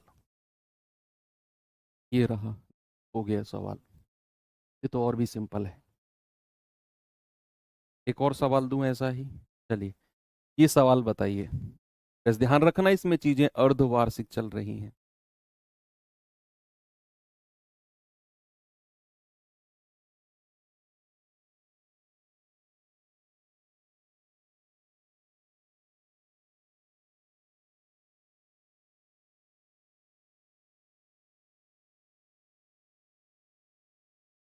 कितने समय में 3125 की राशि 3515.2 हो जाएगी? यस। ब्याज की दर 8% है और ब्याज अर्धवार्षिक रूप से संयोजित होता है। ब्याज जो है अर्धवार्षिक, हाफ ईयरली, तो भैया रेट भी हाफ ईयरली चाहिए होगा हमें। रेट भी क्या चाहिए होगा? हाफ ईयरली चाहिए होगा, दैट इज 4%। और 4% का फ्रैक्शन होता है 1/25, यानी कि आपका जो रेशियो आपको मिलेगा वो 25 और 26 का रेशियो मिलेगा। भाई मैंने क्या बोला? ब्याज 8% वार्षिक है, लेकिन अर्धवार्षिक लग रहा है, तो अर्धवार्षिक दर हो गई 4% 6 महीने की। और 4% का मतलब 1/25, और 1/25 का मतलब है रेशियो हमारा 25 से 26 हो गया। रीजनिंग की क्लास नहीं है आज, ठीक है, तो आज थोड़ा लंबा लेते हैं क्लास को। ओके, एक और टाइप हम कंप्लीट कर लेंगे ताकि ये चैप्टर हमारा कल कंप्लीट हो जाए। कल थोड़े बड़े बड़े क्वेश्चन हैं, ठीक है। तो भैया रेशियो हमारा हाफ ईयरली, ये जो 25 से 26 रेशियो बना है ना, ये हाफ ईयर छमाई का बना है। तो यहां पर जो भी 3115 और 3515.2 की पावर बनेगी ना, घबराओ मत, वो 25 और 26 की ही कोई पावर बनेगी। 25 और 26 की ही कोई पावर बनेगी। तो मूलधन और मिश्रधन का रेशियो ले लो, ये बनेगा 3125 और ये आ गया 3515.2।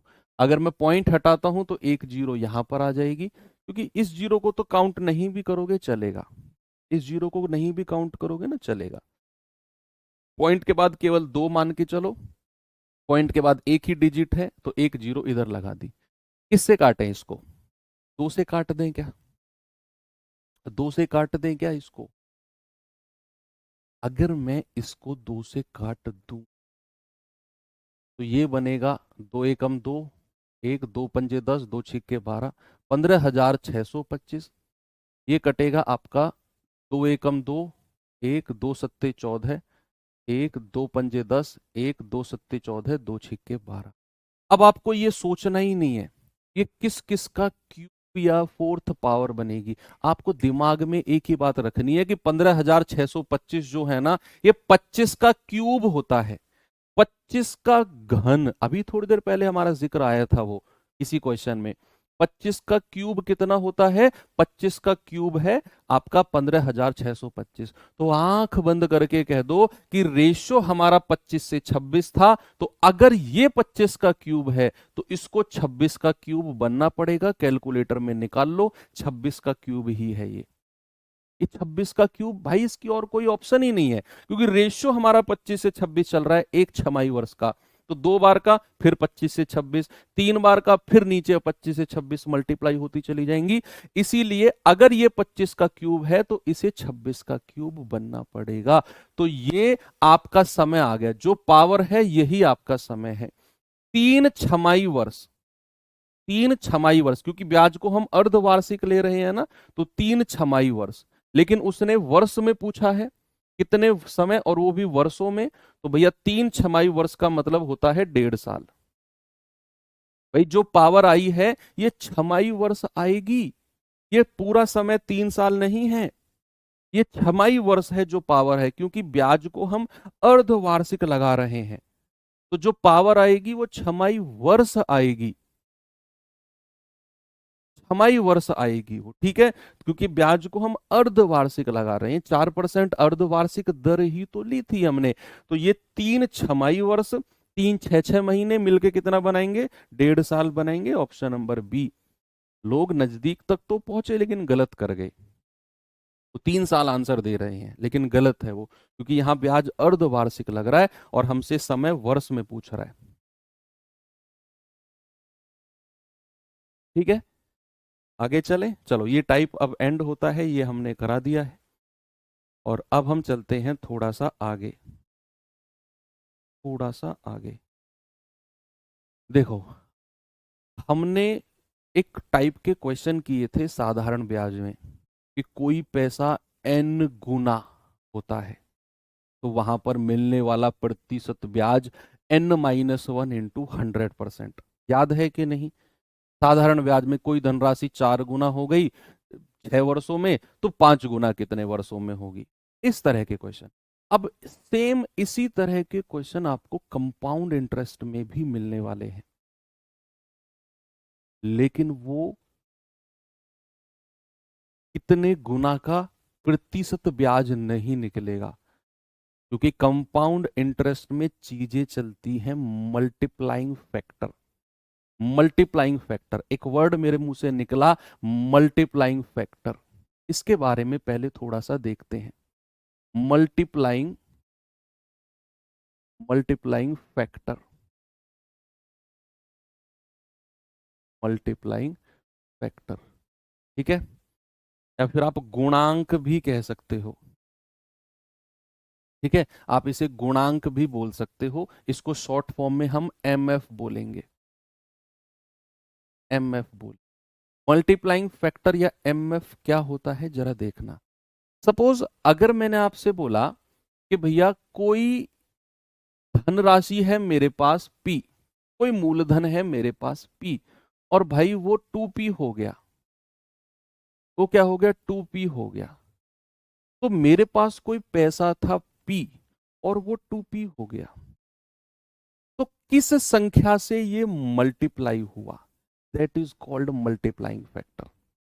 ये मूलधन P से 2P हुआ, किस नंबर से मल्टीप्लाई होकर ये 2P बना? आप साफ साफ कहोगे कि सर यहां तो साफ दिख रहा है कि ये P हमारा 2P बन गया, तो ये तो मल्टीप्लाई बाई 2 हुआ है, एंड यही आपका मल्टीप्लाइंग फैक्टर होता है। जिस संख्या से मल्टीप्लाई होकर संख्या 2P बनी है वही हमारा मल्टीप्लाइंग फैक्टर। इसको निकालने का एक और तरीका है कि जो बड़ी संख्या है 2P उसे ऊपर रखो, और जो छोटी संख्या है P उसे नीचे रखो। P से P कट गया, आप कहोगे सर मल्टीप्लाइंग फैक्टर हमारा 2 आ गया। ऐसे भी इसको निकाल सकते हैं, ऐसे भी हम इसको निकाल सकते हैं। जैसे बच्चे, अगर मैं आपसे कहता हूं कि कोई धनराशि है, कोई धनराशि है मेरे पास, मैंने कहा वो 625 से 625 से 2 साल में 2 साल में 729 हो गई, 2 साल में 729 हो गई। 625 से 2 साल में कितना हो गई? 729 हो गई। तो इसका मल्टीप्लाइंग फैक्टर 2 साल का निकलेगा। इसका मल्टीप्लाइंग फैक्टर कितना निकलेगा भाई? 2 साल में 729 हुई है ना, तो 2 साल का मल्टीप्लाइंग फैक्टर क्या हो गया? बड़ी संख्या ऊपर रखो और छोटी संख्या 625 नीचे रखो, कि 2 साल का मल्टीप्लाइंग फैक्टर आपका 729/625, यानी कि ये पैसा है, ये 2 साल में 625 बढ़ के 729 हो गया। दिस इज कॉल्ड 2 साल का मल्टीप्लाइंग फैक्टर। बात क्लियर है? यस, ये भी क्लियर है। ऐसे ही अब सवाल पे एक बार मैं आपको लेके चलता हूं, ठीक है? या सवाल पे ले चलने से पहले थोड़ा सा आपको मैं और डिटेल में लेकर जाना चाहता हूं। हालांकि सवाल तो इजी है, लेकिन जितना डिटेल में जाओगे ये सवाल में उतनी क्लैरिटी आपको मिलेगी। अभी मल्टीप्लाइंग फैक्टर की थोड़ी सी बेसिक नॉलेज हमने ली, अभी हम सवालों पे जाएंगे ना, और इससे अगला टाइप तो कंप्लीटली मल्टीप्लाइंग फैक्टर के ऊपर है। ये तो उतना नहीं है, लेकिन इससे अगले वाला टाइप पूरा मल्टीप्लाइंग फैक्टर पे है। जैसे मैंने आपसे कहा कि कोई धनराशि है मेरे पास P, और वो हो गई 2P, वो हो गई 2P कितने साल में? मैंने कहा 2 साल में। 2 साल में 2P हो गई, और चक्रवृद्धि ब्याज की बात है। अब समझना, ये है असली इस टाइप की बात, इस टाइप में जो हम पढ़ने वाले हैं। मैंने कहा मेरे पास कोई धनराशि है P और वो हो गई 2P कितने साल में? 2 साल में, चक्रवृद्धि ब्याज पर। इस बात का मतलब है कि अगर कंपाउंड इंटरेस्ट वर्ड जुड़ गया ना, और कोई धनराशि 2 साल में P से 2P हो गई, इसका मतलब है वो हर 2 साल में डबल होती चली जाएगी। हर 2 साल में, क्योंकि यहां मल्टीप्लाइंग फैक्टर कितना निकल के आया, यहां मल्टीप्लाइंग फैक्टर 2 का निकल के आया। यानी कि p को आपने 2 से मल्टीप्लाई किया और वो 2p बन गया। कितने साल में? 2 साल में। तो ये अगले 2 साल में भी, अगले 2 साल में भी मल्टीप्लाइंग फैक्टर 2 का ही रहेगा, ये हो जाएगा 4p। भैया अगले 2 साल में भी ये मल्टीप्लाइंग फैक्टर 2 का रहेगा, ये हो जाएगी 8p। अगले 2 साल में भी, अगले 2 साल में भी ये मल्टीप्लाइंग फैक्टर 2 का, यानी कि आपको एक बार अगर मल्टीप्लाइंग फैक्टर मिल गया ना 2 साल का, जैसे आपने देखा कि 2 साल का मल्टीप्लाइंग फैक्टर 2 है, क्योंकि ये p से 2p हो रहा है, तो ये हर 2 साल में डबल होता चला जाएगा। हर 2 साल का मल्टीप्लाइंग फैक्टर 2 है, तो अगली 2 साल में भी डबल, अगली 2 साल में भी डबल, अगली 2 साल में, यानी कि ये हर 2-2 साल में डबल होती चली जाएगी। अब यहां पर एक छोटा सा जादू आप देखेंगे कि अगर ये 2 की पावर 1 है, अगर ये 2 की पावर 1 हुआ, तो अगली 2 साल में 2 की पावर 2 हो गया, फिर अगली 2 साल में 2 की पावर 3 हो गया, फिर अगली 2 साल में 2 की पावर 4 हो गया। जैसे जैसे आप 2-2 साल प्लस करते जा रहे हो, देखो 2 की पावर 1 कितने साल में हुआ है? 2 साल में। 2 की पावर 1 कितने साल में हुआ? 2 साल में। 2 की पावर 2 कितने साल में हुआ? 2 + 2 4 साल में। 2 की पावर 3 8 गुना कितने साल में हुआ है भैया? 8 गुना। 8 गुना कितने साल में हुआ? 2 2 2, यानी कि 2 + 2 + 2 ईयर में। अगर मैं कहूंगा 16 गुना, यानी कि 2 की पावर 4 कितने साल में हुआ है? 2 + 2 + 2 + 2, 2 + 2 + 2 + 2। यहां पर एक जादू आप देखोगे कि जो धनराशि है, जो पैसा है, वो तो पावर में चलता है। भाई जो धनराशि है p से 2p, फिर 4p, फिर 8p, फिर 16, फिर 32, तो पावर में चलेगा। 2 की पावर 1, 2 की पावर 2, 2 की पावर 3, 2 की पावर 4, 2 की पावर 5। लेकिन जो समय है ना, वो प्लस में होता चला जाएगा, समय पावर में नहीं चलेगा। क्योंकि हमने देखा 2 की पावर 1 हुआ है 2 साल में, 2 की पावर 2 कितने साल में हुआ है? 2 + 2 4 साल में। 2 की पावर 3 कितने साल में हुआ है? 2 + 2 + 2 8 साल में। 2 की पावर 4 कितने साल में हुआ है? 2 + 2 + 2 + 2, यानी कि 8 साल में। समय प्लस में होता चला जाएगा और पावर हमारी बढ़ती चली जाएगी। जितनी पावर बढ़ेगी, समय भी उतना ही प्लस में आपका होता चला जाएगा। अब ये चीज आप थोड़ा सा क्वेश्चन से समझोगे। देखना, क्वेश्चन को पहले मैं आपको बहुत डिटेल में समझाऊंगा, फिर मैं एक छोटी सी ट्रिक बता दूंगा, आपने उसे ही फॉलो करना है। जैसे सवाल ने कहा कि यदि ब्याज वार्षिक रूप से संयोजित होता है, तो चक्रवृद्धि ब्याज की एक निश्चित दर पर कोई धनराशि 12 वर्ष में दोगुना हो जाती है, तो बताइए कितने वर्ष में 8 गुना हो जाएगी। सवाल 2 ही लाइन का था। सवाल तो अगर यहां से लिखता ना कि कोई धनराशि 12 वर्ष में दोगुना हो जाएगी, कितने साल में 8 गुना हो जाएगी चक्रवृद्धि ब्याज पर, ये ऊपर की 2 लाइन तो खामा खा उसने जोड़ी है कि कोई धनराशि चक्रवृद्धि ब्याज पर 12 साल में दोगुना हो गई, तो कितने साल में 8 गुना हो जाएगी। देखो 12 साल में दोगुना, 12 साल में दोगुना, इस बात का मतलब क्या है? दोगुने का मतलब क्या है? 2 की पावर 1। भाई 2 की पावर 1 ही तो होता है दोगुने का मतलब, यही तो मैंने देखा यहां पर कि दोगुने का मतलब है 2 की पावर 1, p से 2p हुआ है। तो 2 की पावर 1 कितने साल में? 12 साल में। अगर मैं यहां पावर चढ़ाता हूं तो 2 की पावर 2 कितने साल में हो जाएगा? 12 + 12 साल में।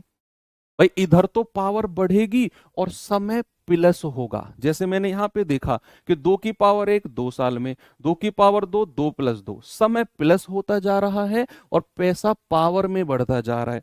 तो अगर मैंने कहा 2 की पावर 1 12 साल में है, क्योंकि सवाल ने बोला, तो 2 की पावर 2 कितने में हो जाएगा? 12 + 12। 2 की पावर 3 कितने में हो जाएगा? 12 + 12 + 12। और सवाल ने वही पूछा 8 गुना। 2 की पावर 3 क्या होता है? 8 गुना। आपका जवाब कितना हो जाएगा? 36 वर्ष में। भाई 8 गुने का मतलब है 2 की पावर 3 और आपका जवाब है 36 वर्ष। लेकिन आप इसे डायरेक्ट कैसे करोगे? आपके एग्जाम में अगर ये सवाल आएगा तो इसे डायरेक्ट कैसे टैकल करना है, देखना। करेक्ट। आपको ये देखना है 2 की पावर 1 12 साल में है, तो 2 की पावर 1 बराबर लिख दो 12 वर्ष। कितना वर्ष? 12 वर्ष। जो गिवन है हमें वो लिख दिया। फिर आप ये देखो उसने पूछा क्या है, और आपको ये जानकर बहुत खुशी होगी कि जो वो पूछेगा ना वो 2 की ही कोई पावर होगी। तो क्या होगी? वो 2 की ही कोई पावर होगी। तो अगर उसने 8 गुना पूछा तो 8 गुने का मतलब है 2 की पावर 3। क्या पूछा है उसने? 2 की पावर 3।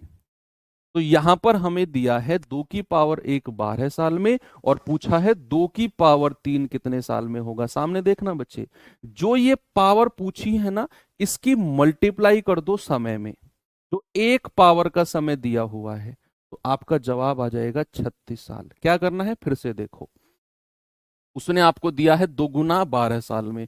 2 गुना का मतलब है 2 की पावर 1, यही होता है 12 साल, हमने लिख दिया। और हमसे पूछा 8 गुना, हमने कहा ये 8 गुना 2 की ही कोई पावर होगी, तो 2 की पावर 3 होता है। तो जो 2 की पावर 3 है इसकी मल्टीप्लाई 12 साल में कर दो, 36 आपका जवाब आ जाएगा। 36 क्या होगा आपका? बिल्कुल परफेक्ट जवाब होगा। ये सवाल बताइए जरा।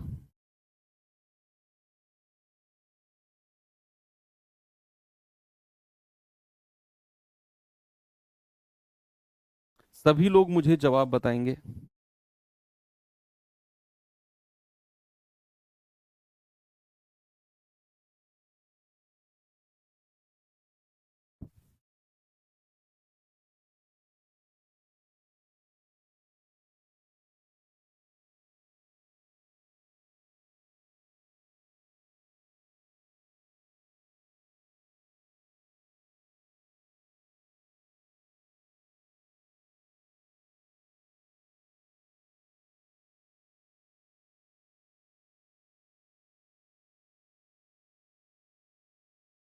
सवाल कह रहा है कोई धनराशि वार्षिक रूप से संयोजित होने पर चक्रवृद्धि ब्याज पर 5 साल में अपने आप का दोगुना हो जाती है, कितने साल में 4 गुना होगी?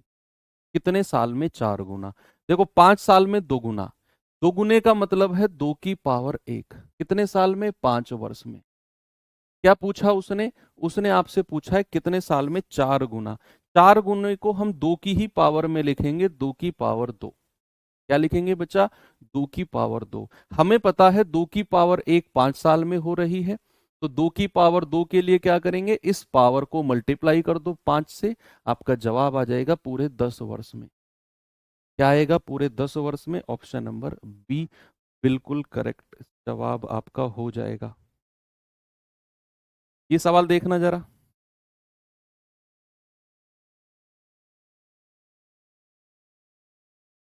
सवाल है एक धनराशि 5 साल में चक्रवृद्धि ब्याज पर स्वयं का 3 गुना हो जाती है, कितने साल में 81 गुना होगी?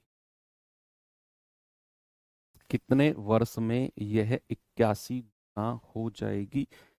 जरा मुझे बताओ।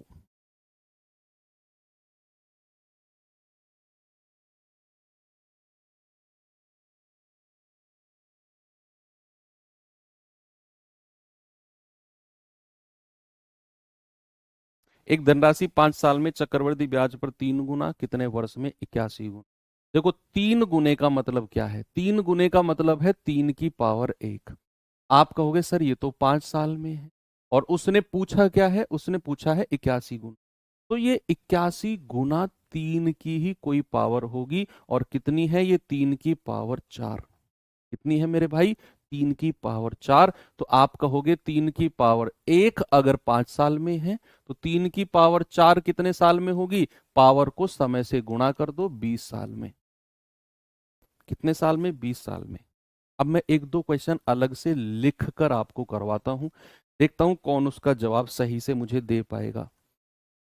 मैंने आपसे पूछा कोई धनराशि 4 गुना, कोई धनराशि 4 गुना जो है वो 6 वर्ष में होती है, तो जरा मुझे बताइए 8 गुना कितने वर्ष में हो जाएगी? ये मेरा क्वेश्चन है आपसे। देखता हूं, कोई धनराशि 4 गुना अगर 6 वर्ष में है, तो 8 गुना कितने वर्ष में हो? बताइए। इसका जवाब घूम जाओगे, पक्का घूम जाओगे।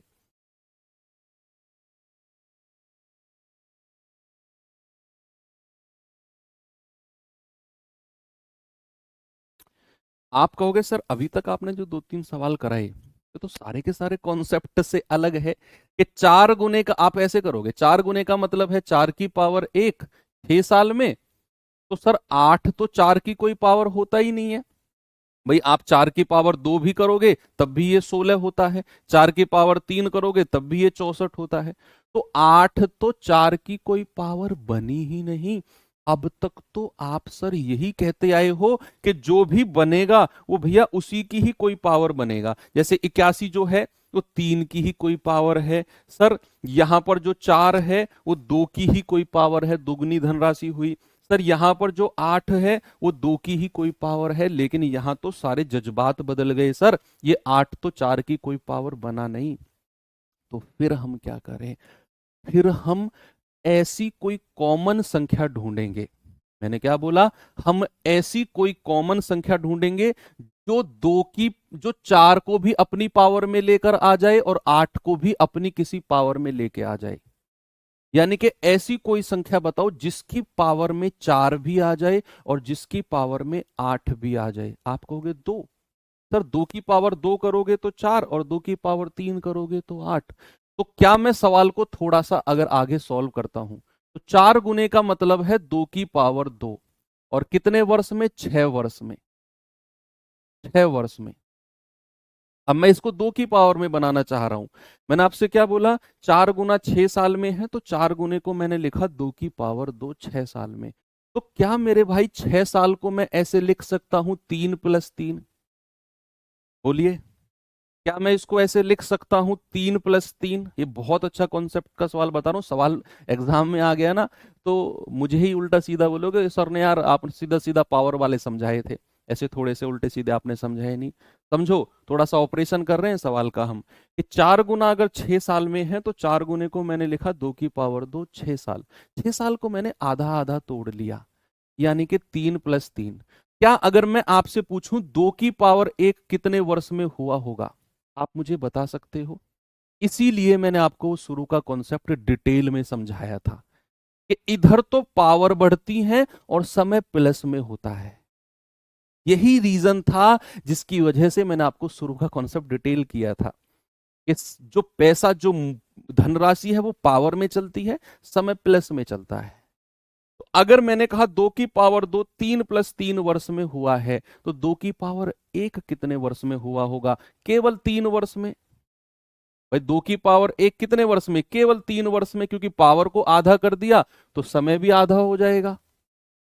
अब 2 की पावर 1 3 वर्ष में हो गया तो 8 गुना पूछा है ना उसने, तो 8 को मैं क्या कह सकता हूं? 8 को मैं कह सकता हूं 2 की पावर 3।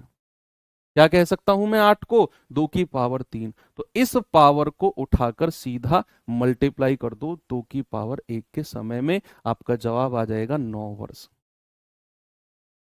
आपको क्या करना है? 2 की पावर 1 का समय लेकर आना है। तो 2 की पावर 1 6 साल में है क्योंकि 4 गुना 6 साल में है।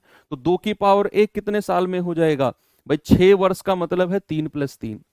2 पावर है ना तो 3+3। तो आप कहोगे कि सर 3 वर्ष में होगा 1 गुना। तो 8 गुना कितने में हो जाएगा? 2 की पावर 3 यानी कि 9 साल में। एक और सवाल देता हूं, एक और क्वेश्चन। कोई धनराशि है वो 64 गुना, कोई धनराशि है 64 गुना आपका होती है 7.5 वर्षों में। 64 गुना 7.5 वर्षों में होती। तो जरा मुझे बता दो 16 गुना कितने वर्ष में होगी? देखता हूं कौन बताएगा। कोई धनराशि है 64 गुना 7.5 वर्षों में, तो 16 गुना कितने वर्षों में होगी? ये टिपिकल क्वेश्चंस हैं जो बच्चे के दिमाग को हैंग कर देते हैं कि यार सवाल तो आसान है, ये मैं कर क्यों नहीं पा रहा हूँ। ये आता है उसके दिमाग में, यार क्वेश्चन तो इजी था, ये टाइप भी इजी था, फिर मैं कर क्यों नहीं पा रहा हूं इसको। तो आप कहोगे कि सर 64 गुना 7.5 वर्षों में 16 गुना, ये तो पावर वाला खेल ही नहीं है सर। तो फिर हमें ऐसी कोई संख्या देखनी है जिसकी पावर में 64 भी आ जाए और 16 भी आ जाए। देखो आ तो 2 की पावर में भी जाएगा 16 और 64, लेकिन 2 से बड़ी संख्या मान लो 4। क्योंकि फिर पावर कम हो जाएंगे हमारी, ज्यादा पावर का खेल नहीं रहेगा। आप कहोगे सर 2 की पावर 4 16 होता है, 2 की पावर 6 64 होता है। मैं कहूँगा हाँ, 4 की भी तो पावर होती है 2 और 3, छोटी पावर आ गई ना। तो आपको पता है 64 गुने का मतलब है 4 की पावर 3, कितने वर्ष में? 7.5 वर्षों में। तो 7.5 को 3 हिस्सों में तोड़ दो क्योंकि पावर 3 है। 7.5 को 3 हिस्सों में तोड़ दो क्योंकि पावर 3 है। तो मैं कहूंगा कि भैया 2.5 प्लस 2.5 प्लस का 2.5 है ना, 25 × 3 = 75 होता है। 3 हिस्सों में क्यों तोड़ा? यहां तो 2 हिस्सों में तोड़ा था। जितनी पावर होती है उसी हिसाब से तोड़ते हैं। तो अगर ये पावर 3 है तो समय भी 3 बार प्लस हुआ होगा। तो अगर मैं आपसे कहूंगा 4 की पावर 1, आप कहोगे सर केवल 2.5 वर्ष में, केवल 2.5। हमसे पूछा 16 गुना, तो 16 को मैं क्या कह सकता हूं? मैं कहूंगा 4 का स्क्वायर। तो 2 की मल्टीप्लाई उठाकर सीधा 2.5 में मल्टीप्लाई कर दो। आप कहोगे सर 5 वर्ष में। क्या कहोगे? 5 वर्ष में। तो हो जाएगा इस तरह का क्वेश्चन, कोई प्रॉब्लम नहीं है आपको। यस। एक सवाल और दे देता हूं मैं आपको। मैंने कहा कोई धनराशि जो है वो 27 गुना, कोई धनराशि जो है वो 27 गुना आपका 12 वर्ष में होती है, 12 वर्ष में होती। तो जरा मुझे बताइए वो आपका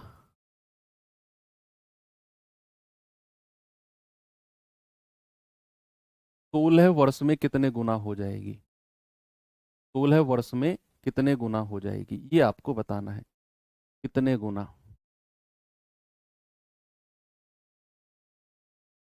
16 वर्ष में, ये आपको बताना है। इस बार आपसे गुना पूछ लिया उसने कि 27 गुना अगर 12 साल में होती है तो 16 साल में कितने गुना हो जाए। देखता हूं, आपका पूरा का पूरा कॉन्सेप्चुअल क्वेश्चंस हैं ये, और रटने वाली आदत खत्म हो जाएगी आपकी, तो उठाकर पावर को मल्टीप्लाई कर दे, क्योंकि सवाल किसी भी तरीके से पूछ सकता है। तो आपको ये देखना है 27 को मैं क्या लिख सकता हूं? 27 को मैं लिख सकता हूं 3 का क्यूब। और अगर मैंने 27 को 3 का क्यूब लिखा तो इस समय को भी 3 बराबर हिस्सों में तोड़ो। मैंने 27 को मैंने 3 का क्यूब लिखा है तो समय भी 3 हिस्सों में टूटेगा, क्योंकि जितनी पावर है समय भी उतनी बार प्लस हुआ होगा। तो हम कहेंगे 4+4+4, 4+4+4, 12 साल में कितना? 3 की पावर 3। तो अगर उसने पूछा है 16 साल, तो अगर मैं एक काम कर दूं, अगर मैं इधर एक और प्लस कर दूं 4, भाई 4×3 = 12 तो मेरे पास है, अगर मैं एक और 4 प्लस कर दूं इधर, तो क्या इधर मैं एक पावर और प्लस करूंगा पावर में? यस और नो? आप कहोगे हाँ जी सर ये तो बात समझ में आ गई। तो अगर मैं कहूंगा 3 की पावर 1 प्लस 4 आपने कर दिया, तो ये हो गया 3 की पावर 3 और 1 4, और ये टोटल 4×4 = 16 साल में जो आपसे पूछा था। तो 3 की पावर 4 का मतलब है 81 गुना। बात क्लियर हुई? नहीं हुई तो फिर से सुनो। मैंने आपसे क्या बोला? उसने बोला 27 गुना 12 साल में, तो 16 साल में कितने गुना? तो मैंने कहा 27 को पावर की फॉर्म में लिखो। आपने कहा 3 की पावर 3, 3×3 = 9 ओ सॉरी 4 उल्टा लिख दिया। नहीं सही तो लिखा है। 27 को लिखा 3 की पावर 3, 3×3 = 27, और 3 पावर लिखा है तो 12 को भी 3 हिस्सों में तोड़ना है। 4+4+4, इसका मतलब है 4+4+4 और 3×3 × 3। तो अगर मैं 16 साल पे जाना चाह रहा हूं तो एक और 4 प्लस करूंगा मैं, इधर एक पावर और प्लस हो जाएगी, इधर एक 4 प्लस किया, इधर एक पावर प्लस हो गई। तो 3 की पावर 4 16 साल 81 गुना। इससे बाहर सवाल आपसे पूछ ही नहीं सकता। ये हाईएस्ट लेवल है जो मैंने आपको अब हैंड रिटन में करवाए हैं। ठीक है, एक सवाल अब मैं आपको होमवर्क दे देता हूं बच्चे, आपको ये खुद से करना है, और कल हम अपनी शुरुआत यहीं से करेंगे और इस चैप्टर को एंड कर देंगे। कल कंपाउंड इंटरेस्ट चैप्टर आपका खत्म हो जाएगा। थोड़े से बड़े बड़े से एक दो टाइप हमारे बचे हुए हैं। जो मल्टीप्लाइंग फैक्टर की मैंने आपको थोड़ी सी नॉलेज दी, वो मल्टीप्लाइंग फैक्टर की शुरुआत हम कल आके करेंगे। ठीक है, तो क्योंकि अगला टाइप जो मैं अब कराने वाला हूं वो completely depend on multiplying factor है। ठीक है, तो मिलेंगे कल। Thank you, have a nice day, जय हिंद।